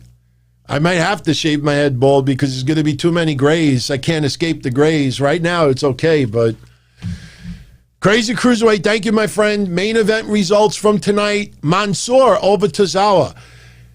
Mansoor is getting better, everyone. I'm watching some of his matches on 205 and main event. He's getting better. And tonight, although it was just a beatdown, people tonight finally saw what I've been talking about with Humberto Carrillo the last bunch of months. Yes. He put on some weight, working out, added the facial hair, cut his fucking hair. He's got the exact look that Mish and I talked about a year ago. He looks older. He looks a little bit more refined. He's filled out his body a little bit. You can still see the baby in him, though. Like, you could just put, like, your finger on the screen. You could see the way he looks like as a baby face. But, no, he looks a lot better. He looks a lot more rugged. He looks like a guy who's going to go out there and kick some ass. He did a good job tonight. Yeah. So, nice to see him back. Also, Lince Dorado over Drew Gulak. Interesting. We'll see later this week if any names are added. That's all I'm saying. I don't want to see any names added. You know, I thought it was awful to see people out there literally drooling like, hey, anybody else get released, this and that. I mean, if it happens, it happens. But, again, it's just business. It's nothing personal. You know, and I'll be honest with you. I don't want to be someone who is going to be fired, but then they keep me because they feel bad. Just think about that morale of me showing up to it. That's like a girlfriend saying to me, my fiance saying to me, look, I want to break up with you. I don't love you anymore. But you know what? I'll still stay with you. Because, you know what I mean? Like, you know, like, come on, man. So I feel like I have somebody with me. You know, I don't want to be where I'm not wanted. If the writing's on the wall that my company or job is not happy with me and they keep me aboard because it's the politically correct thing to do, how awful would that be for me to show up for work? I mean, yeah, that might light a fire under my ass. Like, look, I'm getting a second chance. I better go balls out and show, you know, that I'm worth it.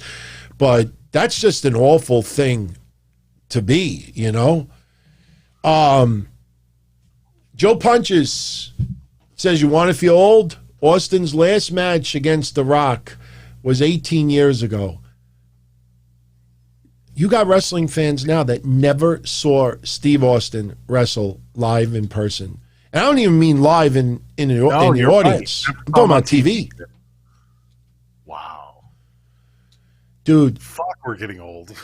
Dude, I started doing my wrestling hotline 2 months before Barely Legal. Wow. And Barely Legal was the 24-year anniversary this last week. So just imagine that I started doing my wrestling hotline before ECW had their first ever pay-per-view, before Goldberg ever had a match, before the Montreal Screwjob. I picked a pretty damn good year to start doing a wrestling hotline. That makes me feel old. And I don't compare my work to others. But I was legally copulate with someone who's never seen a Steve Austin match. Yeah. I was joking the other day about Jason, because Crazy Cruiserweight brought it up on Friday, I think. You know, God bless him with 700 episodes of Solomonster. But when you add up my hotline reports and my shows, I'm almost at 6,000. Yeah. Because they're doing it every day for what? I know. I think Joe and me went over 1,000 a while ago. Yeah. We got to start doing anniversary episodes. Yeah, I totally just bypassed the 11. I've never done an anniversary episode. I never did 10, 100, 200, 3. Nothing. We never. did one anniversary episode because what I did was I went through all the old Minority Reports, added up all the different intros over the years for an anniversary episode that you and Kev took off, and me and Joey actually went on the show. So I wasn't even a part of my own anniversary show. I sliced in old Minority Report clips, but it was me and Joey doing the show. This was a while ago. But yeah, no, we covered you on one of the anniversaries. I don't remember which one. But it was back on when we had the old chat room too. So, yeah. Yeah, that's crazy, man. That's crazy. But yeah, the years freaking fly by, man. That's why I say, you know, appreciate some of the wrestlers now, even Jericho. I know some people out there with Jericho, but 5 years from now, you don't know. And some wrestlers that we're really enjoying today, there's no guarantee 5 years from now they're still going to be in the ring. I mean, we hope they're okay, but you got to enjoy wrestling now as much as you can. Jericho's a bad example because Jericho will always be involved with broadcasting or wrestling in some way. I just feel that he will be. Like, even if he physically can't get back in the ring anymore, that dude's such a part. He's so synonymous with wrestling that even if all he does is a Sirius XM show and just talks about wrestling here and there, he's going to be a part of it. Like, it's his identity. Could you imagine wrestling without Chris Jericho? I can't. Oh, when he did that game show, he was off for a little bit. He did that little attempt at a reality show. Yeah, but that doesn't. I never. What was that? Being Chris Jericho or something like that? Yeah, but I never felt at any point that Chris Jericho was done. Like, he would never be back to wrestling. Like, even when they were doing the Save Us Y2J codes and all that bullshit, do you remember that stuff? Dude, I still remember the infamous photo where somebody photoshopped him like this with the TNA logo in the front. I have that. I still fucking have that. It was okay, I'll tell you how that ended up there. So Matt Hardy used to have forums back when he was doing the Angelic Diablo shit with the whole Edge and Matt Hardy stuff. At the same time, I think it was constructed on those forums of what would it be like if Chris Jericho showed up in TNA. And people took it because, and people might not remember this either, but TNA used to have forums, DT. They used to have actual public forums like virtual bulletin boards where people could go there and interact with Dixie and they could talk bulletins. I remember them. Yeah, and NWA TNA actually had a V bulletin. And so that got spread over there, and then it just kind of caught wildfire, and everybody thought that Chris Jericho was going to end up in TNA. And as a matter of fact, maybe you can correct me on this one, but this is just my memory going. Didn't they actually put it up on TV as a joke too? I don't remember it being on TV. I do remember it being on Jericho's website. I remember it being on Jericho's website for a couple of moments, and I think it was more of him just trolling. But it was a total joke. Right, VJ, I do remember him being on Dancing with the Stars also. But at that time, I didn't think that he was going to be out of wrestling either. But put it this way. You want to talk about how years fly by so fast. When I put up that episode earlier today from 15 years ago, right at the beginning, you hear us talking about somebody with their MySpace page. Like everything was MySpace. So that just gives you an idea how dramatically things have changed. No Facebook mentions, I don't recall, and no Twitter. It was MySpace. Yeah. So, yeah, Jericho did post it. I do remember that. Yeah. Cruiserweight, didn't WWE have Alexa Bliss do a recap of a recap? Yeah, she did it Randy Orton did it. Yeah. Because they had the TV screen. Yes. And they did the recap, and then they showed on the TV screen the recap. They did a recap of a recap. And I even think the following week, no bullshit, I think Randy Orton did a recap of the recap of the week before, which was a recap of the week. So he did a recap of a recap of a recap. It's just so much now. Like, it's got to be an inside joke at this point because they're using it in angles. Crazy Cruiserweight is right. They used it in the angle. And yes, Alexa Bliss did it and Randy Orton did it.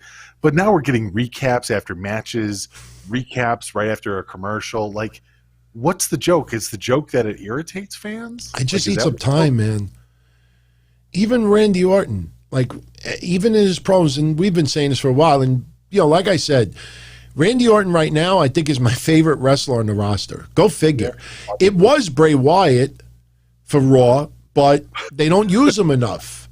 Randy Orton, you know, he consistently, you know, puts out the work, but his promos sometimes just doing a recap of a recap. I could picture it at home. You know, after him getting busy with his wife, honey, you remember last week, I came into the room, I dropped my slippers, I dropped my pants, you dropped this, and later tonight, we're going to go into the song. Like, I could picture him just doing a recap of, like, everything. You know, last night, I had potatoes with hot dogs. Later this evening, I plan on having burgers and Franks. So he's fun. And Adnan, thing I hate about him the most right now is everything right before commercial break is, oh, so glad I didn't forget this because I didn't write much notes down. Obviously, tonight's Raw kind of sucked. That's why we're kind of having like a regular Q&A and splitting, you know, was putting it in, talking about it. I could swear he said this tonight. I'm 99% sure he did. I was watching Raw, not paying very close attention. But tonight, I could swear he said that, and I started jotting it down after, he said that tonight, storylines will be advancing on Raw. I just can't picture Vince McMahon telling him that storylines is an okay word to say. That storylines are being advancing on Raw. Storylines. He actually used the word storylines. Not feeling it, man. Are we going to recap that? Yeah, you know what? Recap. Let's recap it. Let's actually, you know, before we do that, 4 more super chats, if you don't mind. WWE is Inception, a show within a recap, within a show within a recap. Joe Punches, you have no idea, man. We could have missed Raw last week, and after watching today, you would have known if tonight, put it this way, I swear to God, if Mish and I, tonight's episode, if we weren't on last week and we said tonight, we're going to do a recap of tonight, and we're also going to recap last week's Raw. From watching tonight's Raw, we would have known everything that went down last week. Yeah. Pretty much everything. And you know what, UT? I have a challenge for you. Next week, if Raw is as wonderful as it is this week, can we just play this week's episode, but show us watching this week's episode and us nodding along with this week's episode like it's a recap within a recap? Can we do that? If next week's Raw is as amazing as this week's Raw was. I want to like it so much. And I know a lot of you out there said, DT, the last 2 years, you know, you're really positive about things, you know. Cancer scare and surgery will do that to you. But I can't defend this. Yeah, sometimes bad things need to be called out. Yeah. If you ignore when bad things happen, then bad things never get fixed. Sure. I know it's like, oh, negativity is never helpful. That's bullshit. Negativity and constructive criticism point out the failures so that the failures can be at least addressed or noticed by people that fix failures and the mistakes. So exactly. What was I going to say? Sorry. No, I was going to... Oh, Mike New York. Yeah, WWE does great documentaries because documentaries are not storyline driven. It's basically, just an overlook of somebody's life. And, you always want to get to know the person behind the character, and you could. Why can't, if they can write such good this is what Mike is saying. I think you're missing the question. He's saying if WWE does such good documentaries on the network, why can't they write Raw as good as they do their documentaries? Because their weekly show is sports entertainment, not sports documentary. It's not supposed to be a documentary every week about individual people and what progresses. It's a soap opera. So it's two totally different things. A documentary is focused on one person and their real life, struggles and, improvements, and, it's very inspirational. And when it's someone that you like and you get to learn a little bit behind the scenes, you kind of appreciate that person a little bit more. That's why Goldberg, when he first made his return, when the Universal title first came around, a lot of people, including me, were not thrilled about it and crapped on it. Once they watched his documentary and how hard that man worked to get himself in that kind of shape, not just physically, but cardio and everything else, and did it for his son, like everything about it, it's like, how could you not like, this guy or just appreciate that someone put in that kind of work? It's kind of like the Bad Bunny stuff. I don't like his music. And I heard the crazy prices that were going for his tickets. That's fucking insane. But oh my God, I didn't even talk about the only bright spot on Raw tonight. The real bright spot of Raw tonight is Miz and Maryse. Yeah, I fucking love Miz and Maryse. I think Damian Priest is a fucking highlight reel. He is an unorthodox wrestler, and it is fun to watch him wrestle because he does things that are not what everybody else does. And Miz and Maryse together are just the perfect evil villains. They are like, so we've seen relationships on wrestling before. We've seen it, and a lot of the times it feels forced, even if they're in a real relationship. For whatever reason, Miz and Maryse do not feel forced. They feel like a real couple with real connections. And I mean, we know they have a kid together and shit, right? So why is it that other couples on TV can't do that right, but Miz and Maryse can? I don't know. Because they feel like they're best friends. They have amazing chemistry with each other. That's and they have no problem being themselves. Some people out there feel that they always have to be a character. It's like even the Hogan stuff. Remember when Hogan got busted for pumping the Clem's wife? Oh, yeah. And, even when Hogan was trying to defend the racist stuff, remember he was in court and he said that, he's Hulk Hogan all the time and this and that. That just. I was even thinking about more. I know where you're going with that, but I'm just saying, like, as far as on TV, I mean, you look at Mike and Maria, and they felt forced, and they were married too. So that's what I'm saying. The difference is if you compare the two couples, and there's other couples too, but I'm just saying, if you want to use Mike and Maria as a couple that was on WWE television, wow, they felt horrible in comparison to the natural fucking chemistry that Mike and Maryse have. Look, it's like being friends. I'm sure everyone out there knows someone that you went to school with and is the life of the party, or someone who just everybody got along with, or was always the focus of attention, not from being a goof, but just being like charismatic and just really like just good. And that's what Miz and Maryse are. They're that one person that you knew in school that, everybody, like even at a party, like everybody would flock around that person. That person would tell stories or just yap and this and that, and everybody's just into it.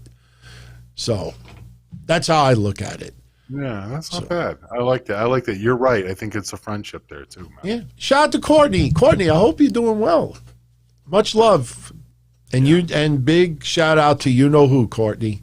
Somebody on TV who is a godsend for a few people out there. We leave it at that. But I hope you're doing well. Courtney, one of her cats is named Lily Bliss Couture, sure. After Alexa and Ginny Couture. Oh, okay, all right. I like that. So she's kind of enjoying. Look, I'm not going to crap on the Lily thing. By the way, is it 2 L's or 1 L? I think it's 2 L's because I want to make sure I didn't misspell it tonight. I got to go check WWE's website after because I think I put 2 L's. You mean 2 or 3 L's? Because there's the L start at Lilly or I think it's Li. Well, I mean 2 L's as in Lilly. So it would be 3 L's. Yeah, you're right.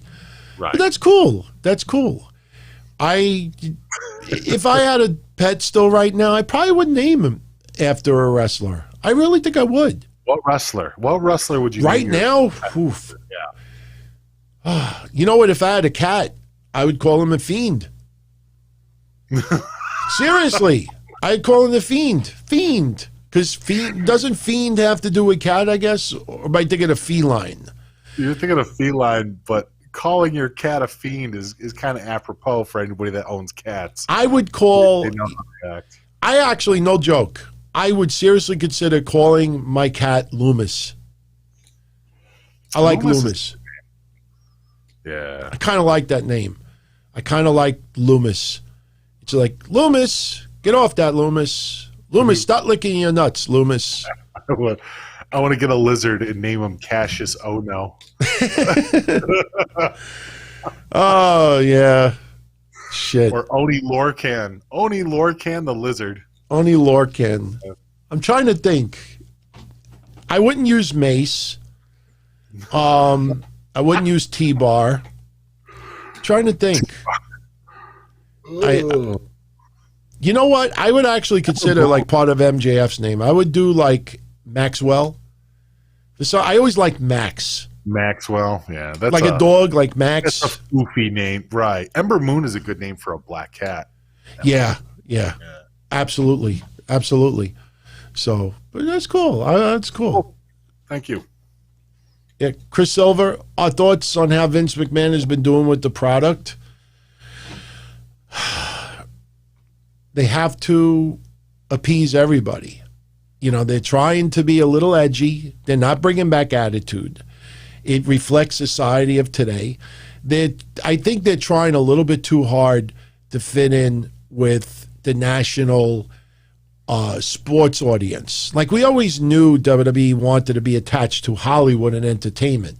But, you know, getting the Fox deal and seeing all the sports players, you know, when they did the draft and all that, and them insisting on getting a legit sports guy that still does sports, because even Virk, I was talking about that interview he did with Boomer in the Morning, and Virk said that the shows that he's on, like MLB or the radio show I think he's on, he says now they're going to talk baseball, hockey, and a little bit of WWE as well.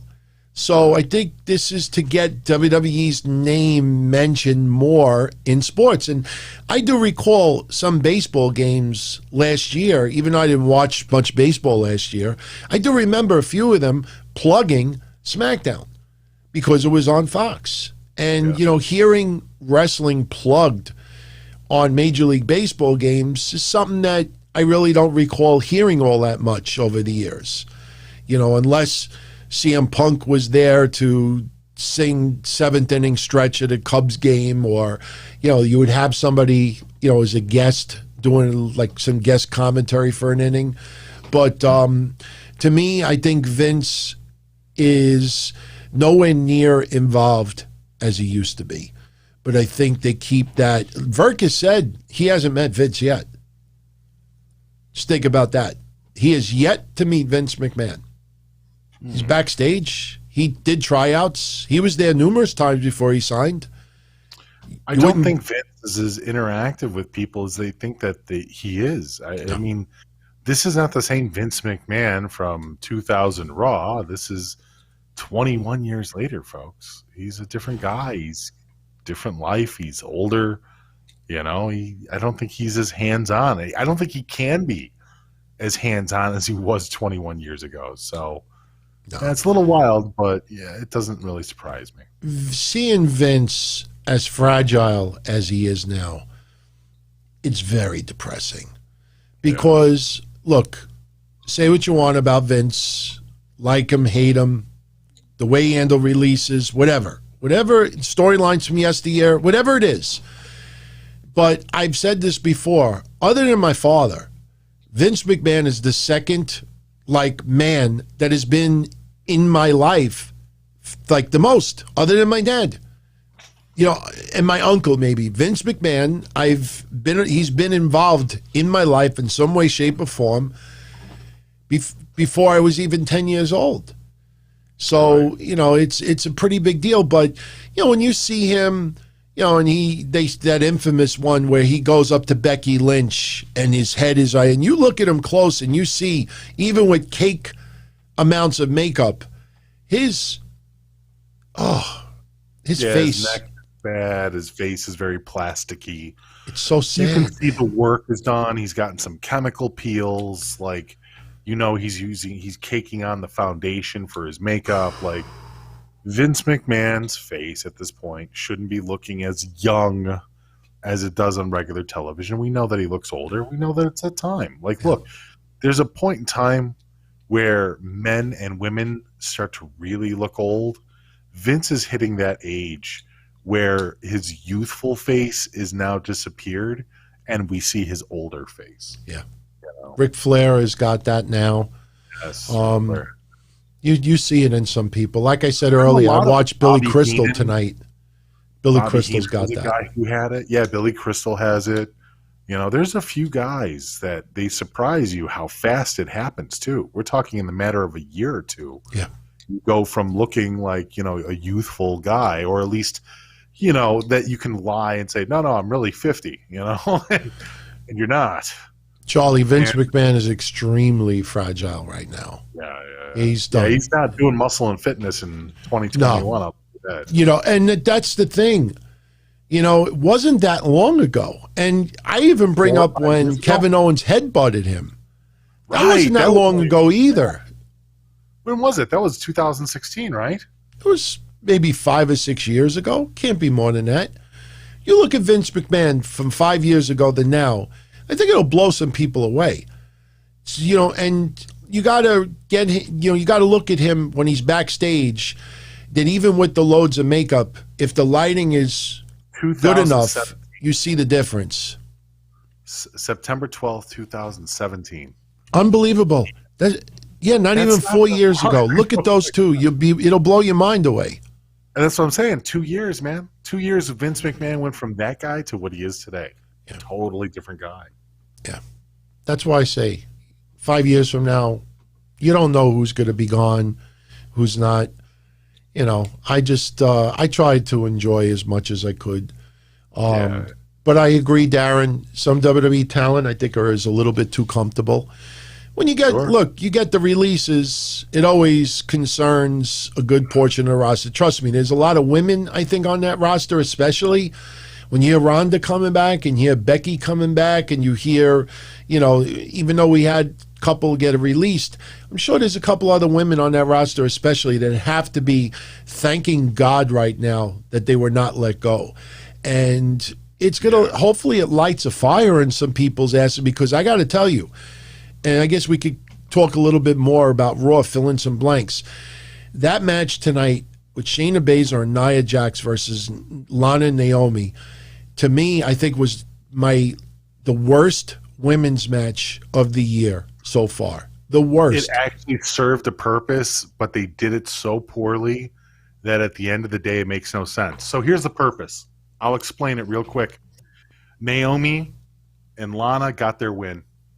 They got their win, their final win against Shayna and Nia. And at the same time, in the same match, Mandy and Dana came out to explain why they were picking on Nia. And they pissed off Nia to the point where she left, which now causes the eventual breakup between Shayna and Nia, because now there's Nia ditched me in the middle of the ring for me to get my ass whooped. So you've just finished one storyline with Naomi and Lana, thank God. You've started another storyline with Nia, Dana, and Mandy, and you've also continued another storyline that we all knew was happening with Nia versus Shayna. But how stupid was it that Shayna Baszler is beating the shit out of Lana? And Lana, because Dana and Mandy come out showing footage of last week that Lana's so pissed. I mean, Nia's so pissed off, she storms off the match. And Shayna, who is beating the shit out of Lana, and by the way, Lana's selling everything really good. Shayna's like, where are you going? Where are you going? And it made Shayna look ridiculous. It did. It did. It made Shayna look really bad because honestly, Shayna should have been able to take out Naomi and Lana by herself. This was my hole all over again. Instead of Lana showing Nia, my hole, this is Dana and Mandy showing the trip. It's the same. That's when I said lazy before. The same shit again with two other people. It is the same shit again with two other people. This was the worst women's match that I've seen in 2021 so far. It wasn't even a match. It was 3 different storylines, DT. It was stopping one storyline and advancing 2 others. This match had nothing to do with the actual cause and effect of the match. It had more to do with all the storylines involved with it. And the worst part about it, nothing against Mandy Rose or Dana, but at the end of the day, you realize what they can and cannot do in the ring. And to think, and I understand why they're doing it, to think that Dana and Mandy is on the level of Nia and Shayna is ridiculously stupid. But the only way they can get Naomi and Lana a win, and that's unfair to Naomi because Naomi obviously puts rings around all of them. But the only way you could get Lana and Naomi to get a win, or even Dana and Mandy to possibly even win the tag belts, is with Nia and Shayna not getting along. Because it's not going to be done just on ability, because with the exception of Naomi, none of those 3 women are anywhere close to the level of Nia and Shayna. It was a distraction. That's what it was. Yep. Awful. Absolutely awful. I hated it. And by the way, Reginald is still sick. And what I talked about on Friday may be happening. I said, you got to be a little concerned about Reginald because this might be the Steve Cutler situation all over again. Steve Cutler was taken off of TV. Him and Wesley Blake were part of Corbin's henchmen. He got COVID, and once he recovered from COVID, we're going to keep him off TV. And ultimately, they got released. Reginald got sick, so he wasn't at Mania. He's still sick. What happened today? Angel Garza goes up to Nia Jax. The storyline that you and I said that should happen last year. Angel Garza should hit on Nia Jax. I said that when they were doing the Rose thing. Remember I said maybe he hits on Nia Jax. So tonight, Angel Garza's like, what'd you ever see in Reginald? Now you start thinking, okay, does that mean Reginald's out of the picture? How many guys have gone after Nia Jax? So we have Reginald, we have Garza. Somebody else went after her too, and then Enzo went after her too. Yes, I do remember the Enzo one. There's 4 dudes. There's 4 dudes that have been trying to get. Didn't Ziggler try to go after? No, maybe not Ziggler. Somebody else went after her too. There's Garza, Reginald, Enzo, and I swear to God there was a 4th person that made a move. So there's at least 3 people that have made moves on trying to get into Nia. I don't remember who the other one was, but I remember specifically last year with the Roses. Everybody was saying that it was going to be Eva Marie. I said they should go a completely different route and let it just be like, I remember. Everybody will remember now. Remember I brought up the movie Shallow Hal? Is that the movie? Shallow Hal? Remember I said that Angel Garza sees Nia Jax as tremendously beautiful, but Nia obviously is a bigger woman and everything. I said it could kind of be like a spoof of Shallow Hal. That everybody tells Angel Garza, what do you see in her, this and that? And they finally did it. Donstradamus. Mistradamus. So, hey, like I said, I do... Like people say to me, oh, that's why you got to do clips on YouTube. Oh, that's why you got to tweet the stuff. Because a lot of people listen to our shows, hear great ideas, and because we don't tweet it or do individual clips, they'll post it on theirs 2-3 weeks later, and everybody's like, oh, what an awesome idea. Everybody knows where the ideas originate from. So, but got to be concerned about Reginald now. Where does Reginald go from here? I don't know. Don't know. Tony Gloss, Raw got jealous of documentary, so they recapped. It's again, but Tony also says DT. But Tony also says that technically documentaries are recaps too. So yeah, that's true. But and Virk does way too many in the recaps. Oh my God! If you pay attention, because again, he's a sports guy. Yeah. Trying to use the same mentality and using it for wrestling. The problem is wrestling is sports entertainment. And yes, watching baseball is a form of entertainment and watching football is a form of entertainment. But those sports, there's a complete unknown. And sure, the commentators may not know what is going to go on in a particular match, but they have people in their earpiece telling them to stress this, emphasize that, bring up this, bring up that. So you could tell that Virk has papers in front of him. And when he brings up a name, he sounds too forced. Oh, that's Shayna Baszler. She has the Kirifuda clutch, and she's a Sinette. And Charlotte Flair, the Flair of the jewel of the Flair family. But like, us wrestling fans already know who they are. You know what I mean? Like, he sounds like he's trying to introduce it to an audience that doesn't know who these people are. But we already know who these people are. I don't know. I'm willing to give him more time, but I'm not feeling it.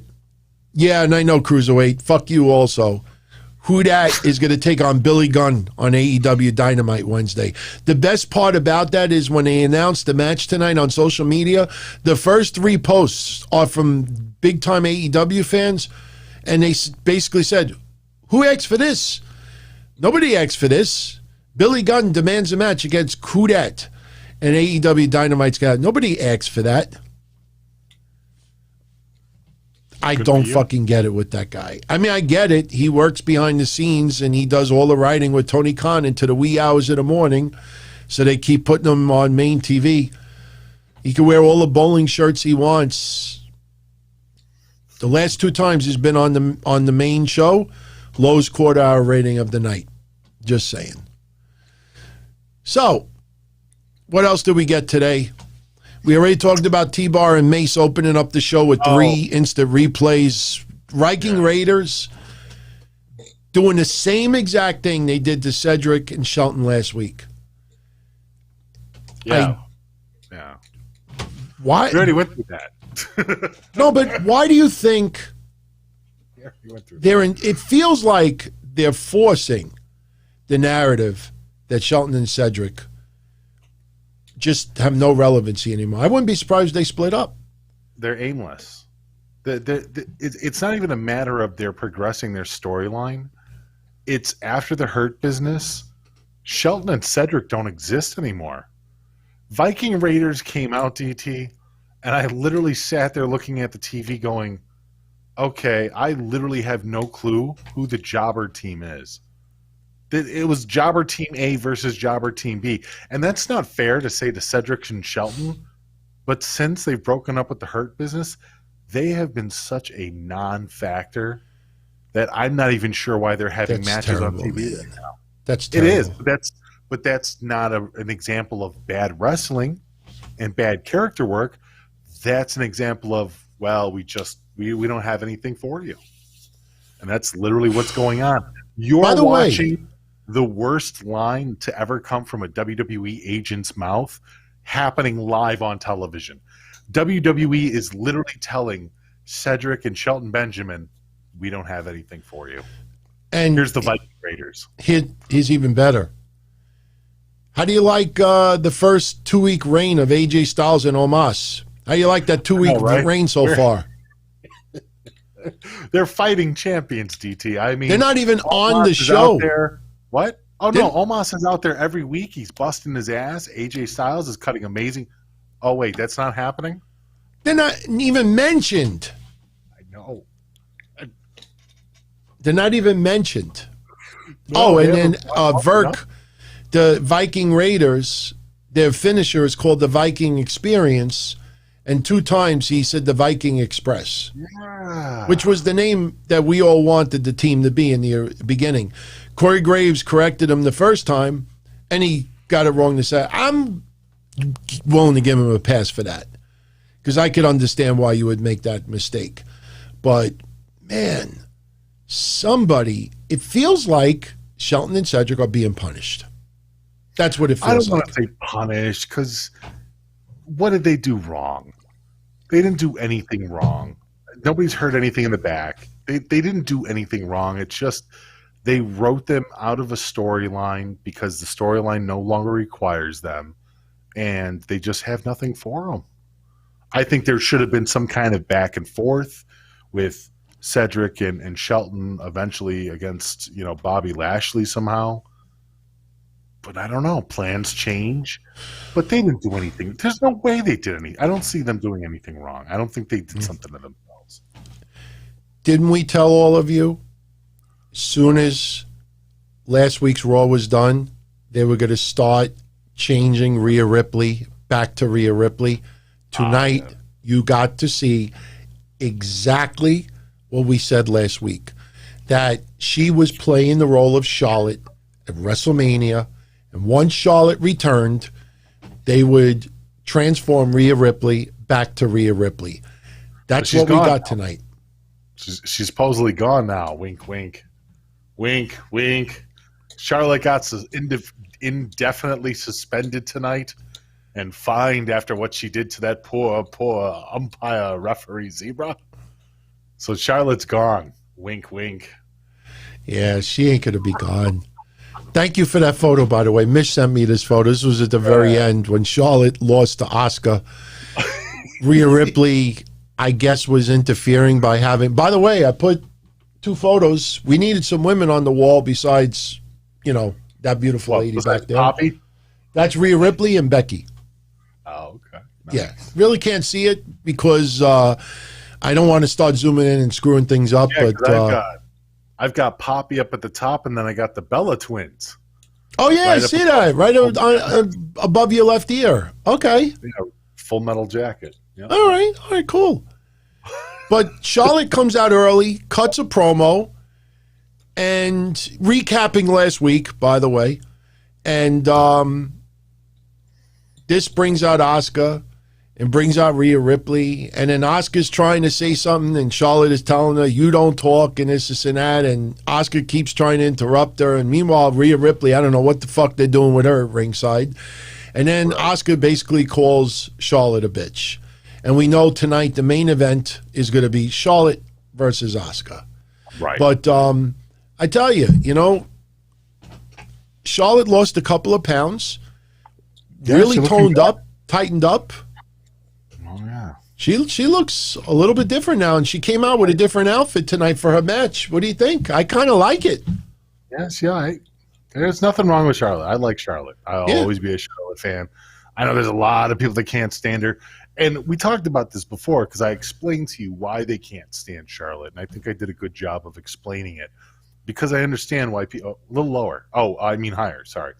So I just want to pull up this geek. Oh, because he's booing? No, look at this guy too. Oh, well. Who's this guy? I'm not gonna fat shame DT. Oh no, I'm not fat shaming. He just looks like he's like I don't know. He's kind of like he's like looking up at the sky. Skinny boy myself. No. I'm not talking about his weight. He just looks like he's falling asleep. He looks like he's looking at the sky. So, but Shaw looks pretty good. Let me reset this back. Oh, okay. There we go. Yeah, there's nothing wrong with Charlotte. I'm okay with it. I like her out there. I like the updated look a little bit. She kind of got rid of the robes. She kind of made mention of that. I'm cool with that. It's about time that she started making her own version of being a Flair. Because for a long time, it's revolved around taking Ric's robes and then altering them but now she's past the ropes. Now she's just doing the peacock feathers and stuff, which, wink, wink, peacock feathers, guys. Peacock feathers. It's true. Say it. Yeah. Look, maybe, and I think this is the reason why. I think the reason why they did the suspension storyline was because of what I said before. WrestleMania Backlash is supposed to be circled around Fallout from WrestleMania. So I think you will have Rhea Ripley versus Asuka as a WrestleMania rematch that will be at Backlash, and then Charlotte will probably show up at that event and will probably cost Rhea Ripley the win, or Asuka the win, or maybe just interfere and get it turned into a no contest. And this just milks it. Can I recap that real quick? Yeah. Probably cost Rhea Ripley the win, or Asuka the win, or maybe just interfere and get it turned. How'd you do that? Holy shit, I was freaking out. Like, how did you do an instant replay? Now I'm doing recaps of recaps. Holy shit. That was like, wow. I'm just channeling my inner WWE. Oh my God. I just did a recap of a recap. Like, I thought you were going to recap it and you were playing me. I'm like, wait a minute, what the hell's going on over here? I think this is just as an excuse to have Asuka versus Rhea one-on-one, WrestleMania rematch, WrestleMania Backlash. Yes. Yeah, makes That's sense. where I see it. That's where it feels like. We had Elias beat Kofi. Yes. To me, it didn't mean much of anything. Wow. Hey, wasn't it kind of cool to watch Xavier come out and channel his inner Van Hammer? He was playing a bass guitar a little bit. I don't know if it was bass guitar. It was just an electric guitar. He was playing one string over and over and over again. One fucking string. He was channeling his inner Van Hammer tonight. He really was. Do you remember? I would have been impressed. I would have really been impressed if Xavier Woods just fucking picked up the axe and just started jamming on it. I was kind of hoping. Weren't you kind of hoping that? Wow, this motherfucker knows how to play another instrument. Yeah. I mean, it reminded me last year when Kairi Sane was playing the recorder, and I bought the recorder, and I actually was playing the recorder on the show. It sounded like, because of the Steve Austin documentary, dun-dun, dun-dun, dun-dun, it's just two strings. Right. So any of us could have an electric guitar, and if you put your finger on these two spots and just keep going over, dun-dun, dun-dun, dun-dun, dun-dun, dun-dun, dun-dun, dun-dun, dun-dun, dun-dun. That's what he was doing. Steve Austin, I only saw him hitting one string. Maybe no, he was doing the Steve Austin thing, but it just didn't sound. I didn't catch that, but no. Enough. But Elias getting the win, making it so shocking and surprising, that just gives you an idea how far Elias and Jackson Riker have fallen. The win tonight does not do anything for anyone. Nothing. There's no storyline between these guys other than being interrupted twice. That's the storyline. Stop interrupting me. I'll beat you up. Like, it's so stupid. Mish, question for you. Read 90 wants to know, do you still have that West Side Gun CD? Yeah, I actually hit him up in the chat a little bit. I still have it. It is in a box. Remember, I moved back from PA. All my stuff is still in boxes for the most part, dude. So, okay, yeah, I have it. It's in storage. Yeah. And SoFly, no worries, my friend, because for an hour and almost 2 hours, we really were just intertwining some regular discussion with Raw tonight, because Raw sucked. I mean, I can recap it if you like. Does he want me to recap it? No, I think he might be joking more than anything else, because of everything was a recap. I mean, the opening tonight, with Drew confronting MVP, recapping everything last week. T-Bar and Mace attack Drew again. They replayed it 3 times, and then we had the first match which was, what was the first match tonight again? There was 5 minutes. Oh, the Viking Raiders versus Cedric and Shelton. They won in 5 minutes. Then Charlotte came out and cut a promo about her match with Asuka, getting a little verbally involved with Asuka and trying to repair Rhea Ripley's character a little bit. Then next thing you know, it's 8:50. So already 1/3 of the show is done. We had Nia and Shayna versus Naomi and Lana. And as we said before, horrendous, worst match, women's match of the year so far. Dana and Mandy come out, show Nia on the screen, her flubs from last week. Nia storms off. Shayna Baszler, like an idiot, where you going? And then Lana and Naomi hit their move and get the win. The double face buster. So one match that did go on tonight that we had, I mean, really, we were expecting tonight Randy Orton versus Braun Strowman. And we mentioned this a little bit earlier. But Riddle approaches Randy Orton. And since neither one of them have a title and they don't have any belts right now, Riddle thinks that they could be a tag team and they could call themselves RK Bro. Yeah. Randy Orton just storms off, and then Randy Orton goes up to Adam Pearce later on and says, whoever this blonde-haired guy is, I want a match against him. So we got Riddle versus Randy Orton, and by far, best match of the night. Probably the only thing that I truly enjoyed tremendously. They had a great fucking match. Yeah, they did, man. They did. They really did. But you know what happened? Randy Orton went for the RKO, and we got this, everybody. That will be on the screen from now on. We got the fruit roll-up tonight. The abrupt win, this time it was the crucifix, the inside cradle, the roll-up. That is what we've been talking about. When they want someone to lose abruptly without eating the other person's finisher, they do what I call the fruit roll-up. And that's what we got tonight with Randy Orton, the fruit roll-up. But they tore it up, man. They tore it up. I love that match. If anybody out there missed that match tonight, go out of your way and watch it. If you like Randy Orton and or Riddle, watch the match. I think you will be pleasantly surprised how good that match was. Loved Miz and Damian Priest tonight. That was a surprise match for me. Well, maybe not a surprise because I think Miz and Maryse are fantastic together. They play a good heel-villain couple. They're very fucking pro at it because I think, like you even pointed out, they're good friends. But then on the flip side of things, Damian Priest is an absolute madman in the ring. He is non-uniform. He is very interesting to watch. He elbowed Miz's shin in order to block it.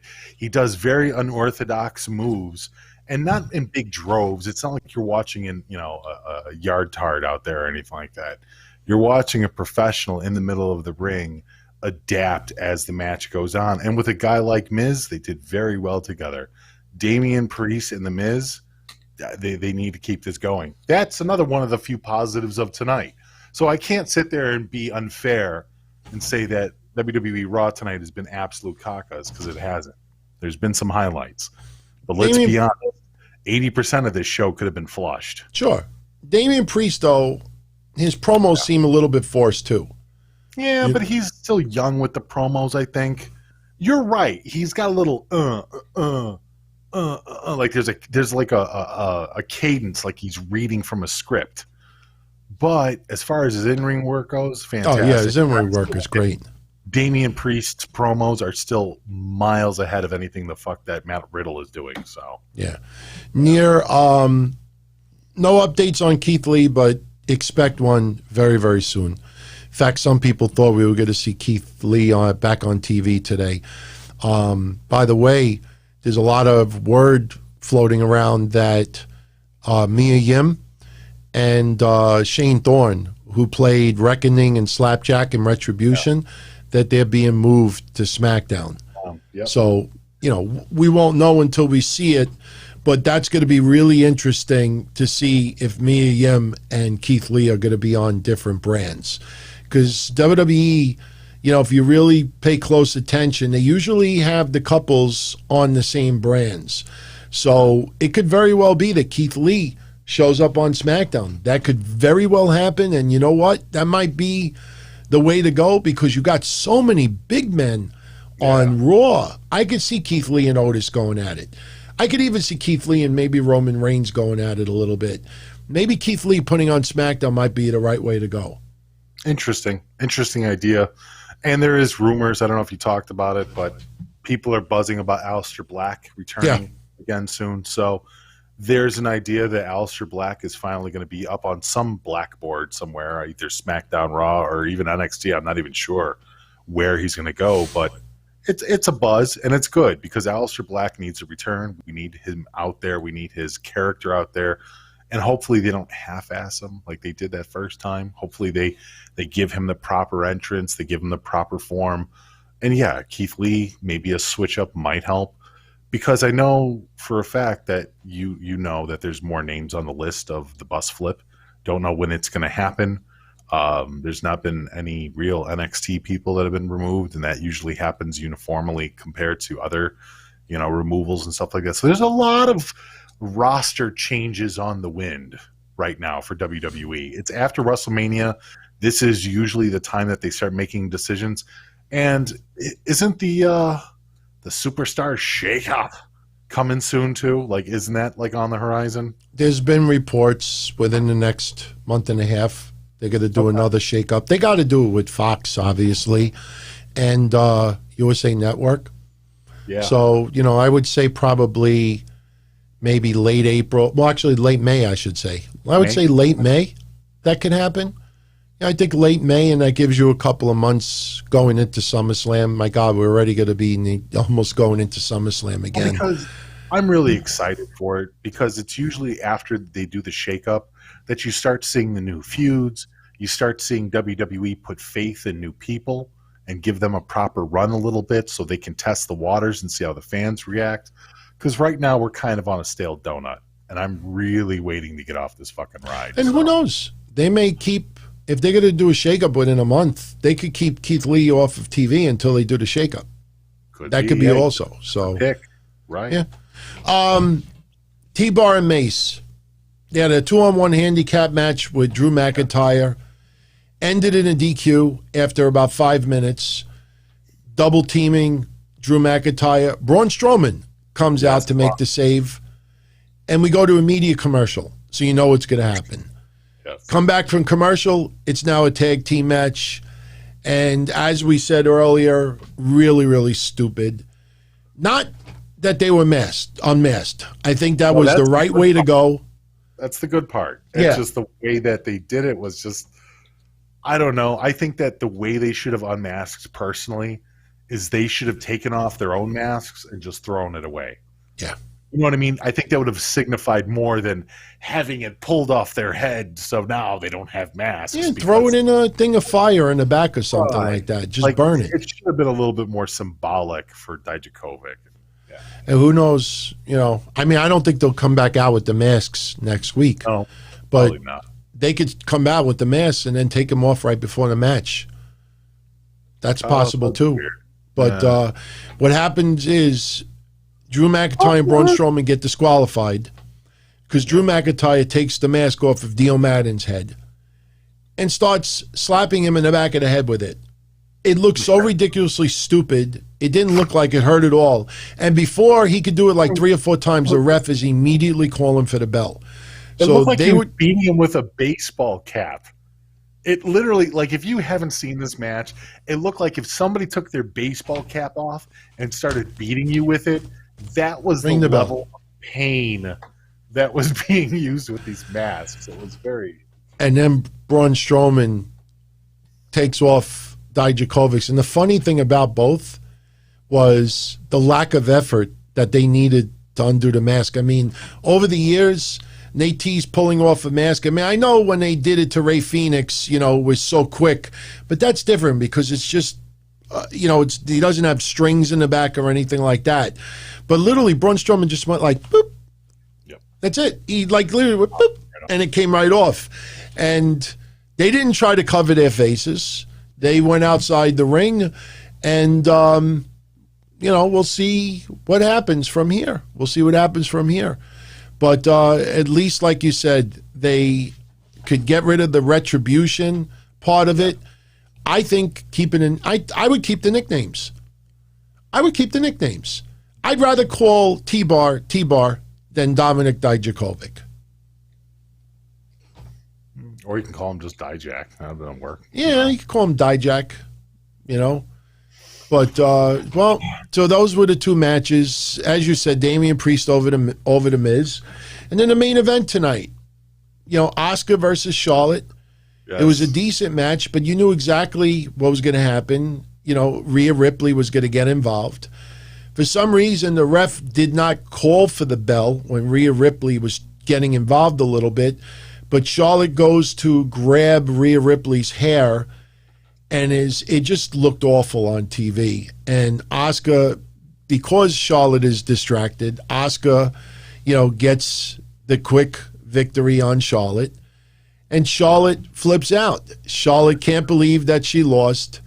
And she starts beating the shit out of one referee. I like that she's doing a little bit of a celebrity thing, like insisting that someone holds the rope for her so when she exits the ring. But, she loses the match. She flips out. She gets suspended for beating up a referee. And, again, I think that is strictly... So Rhea Ripley versus Asuka in a WrestleMania rematch could be advertised for Backlash. That's it. And then we go from here. We don't know if Io Shirai is going to stay on NXT or not. No. I'm wondering, after Asuka gets one more shot at Rhea Ripley and fails, that someone else is going to go after Asuka. And I got news for you. I have a feeling Alexa Bliss is going to go after Asuka, because remember, they had that match where Alexa Bliss was no-selling everything. I would not be surprised if Alexa Bliss immediately starts going after Asuka. That gets Asuka away from the women's championship, and then it's focused on a feud of Rhea Ripley versus Charlotte. Yeah, no just thanks. Saying. Just saying. I know. That's how it feels. It's going for me. Oh, you're speaking logic, but no thanks. I reject your logic. I don't want it. Yeah. Hey, big favor to everybody who is still with us live, because we're going to start wrapping this up. We went a little bit later than usual, but I would greatly appreciate it if you enjoyed the show. If you could smash that like button, that does help the show, and the more you do that, that's a stamp of approval to YouTube. They, in turn, will recommend the show more for others. So I would appreciate if you could take a moment and hit that like button. If you didn't like the show, hit the dislike. Just interact. Like, share, subscribe. That's what everybody says. But that was your episode of Raw tonight. It had some moments, but overall, it just, for two Raws after WrestleMania, I can't remember, and I know we're still in COVID, but I can't remember the last time that we followed the WrestleMania with two very below average Raws. If this was a Raw 6 months in, maybe, but the fact that we're only 2 weeks removed from WrestleMania, and it feels like WrestleMania never happened. That's what it feels like to me. Never happened. That's the problem, is 2 weeks, it should be a little bit more exciting. We should be going into Backlash with a little bit more steam on this engine, but I think people are actually really tired.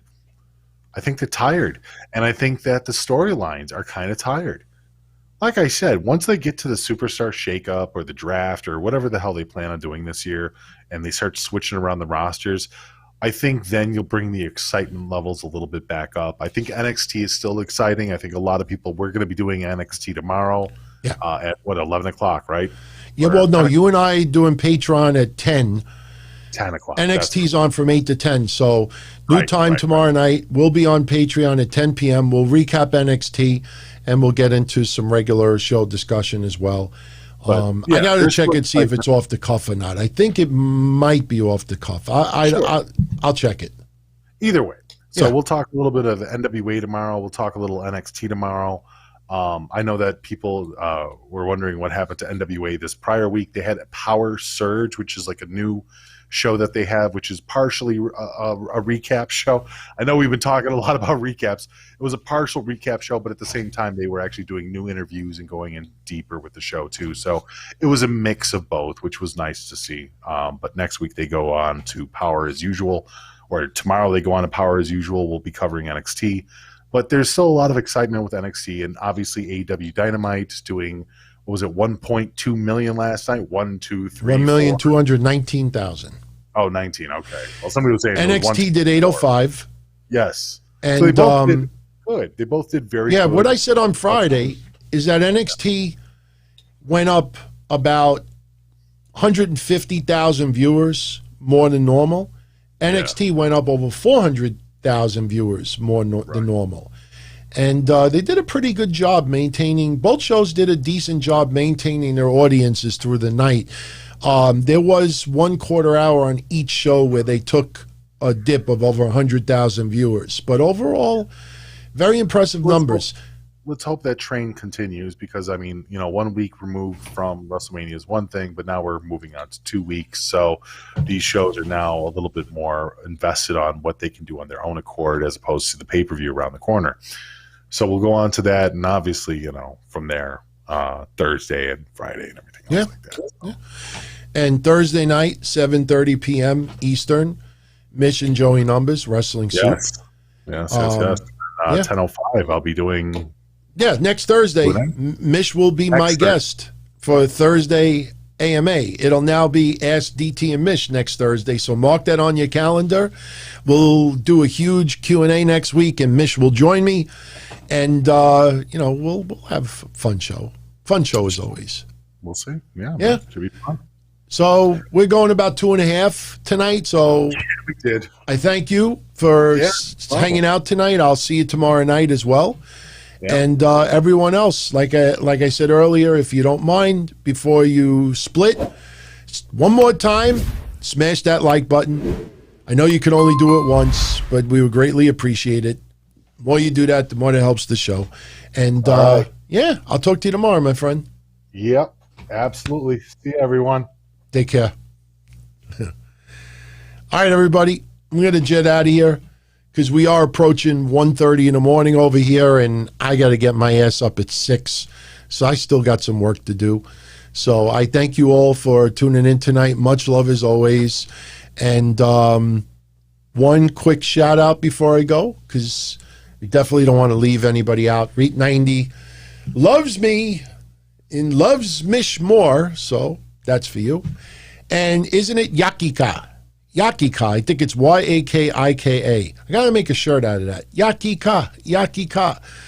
Oh, you like the bell noise? Yeah. I got new intros coming in about a month, everyone. I got somebody working on some additional cool stuff, and we're going to improve the overlays a little bit. Little at a time. Just trying to get into a nice groove, and we'll see what happens. But I'm having a ball over here, and we'll see what happens with Raw next week. We'll see the follow-up. Some tells me Charlotte will be suspended for, through the pay-per-view, and then we'll see. Maybe they'll do a 30-day thing. I don't know. But anyway, I'm going to jet out of here. Everyone have a great night, as always. And if you're part of our Patreon, you could join us tomorrow night at 10, right after NXT. If not, you could join me Wednesday on YouTube. I will recap NXT and AEW on Wednesday. We'll get into both shows. By then, we'll have the NXT rating, so we could talk about that too. And that's pretty much it. So much love, everybody. I'm out of here. Catch you all again either tomorrow or Wednesday. Ciao, everybody.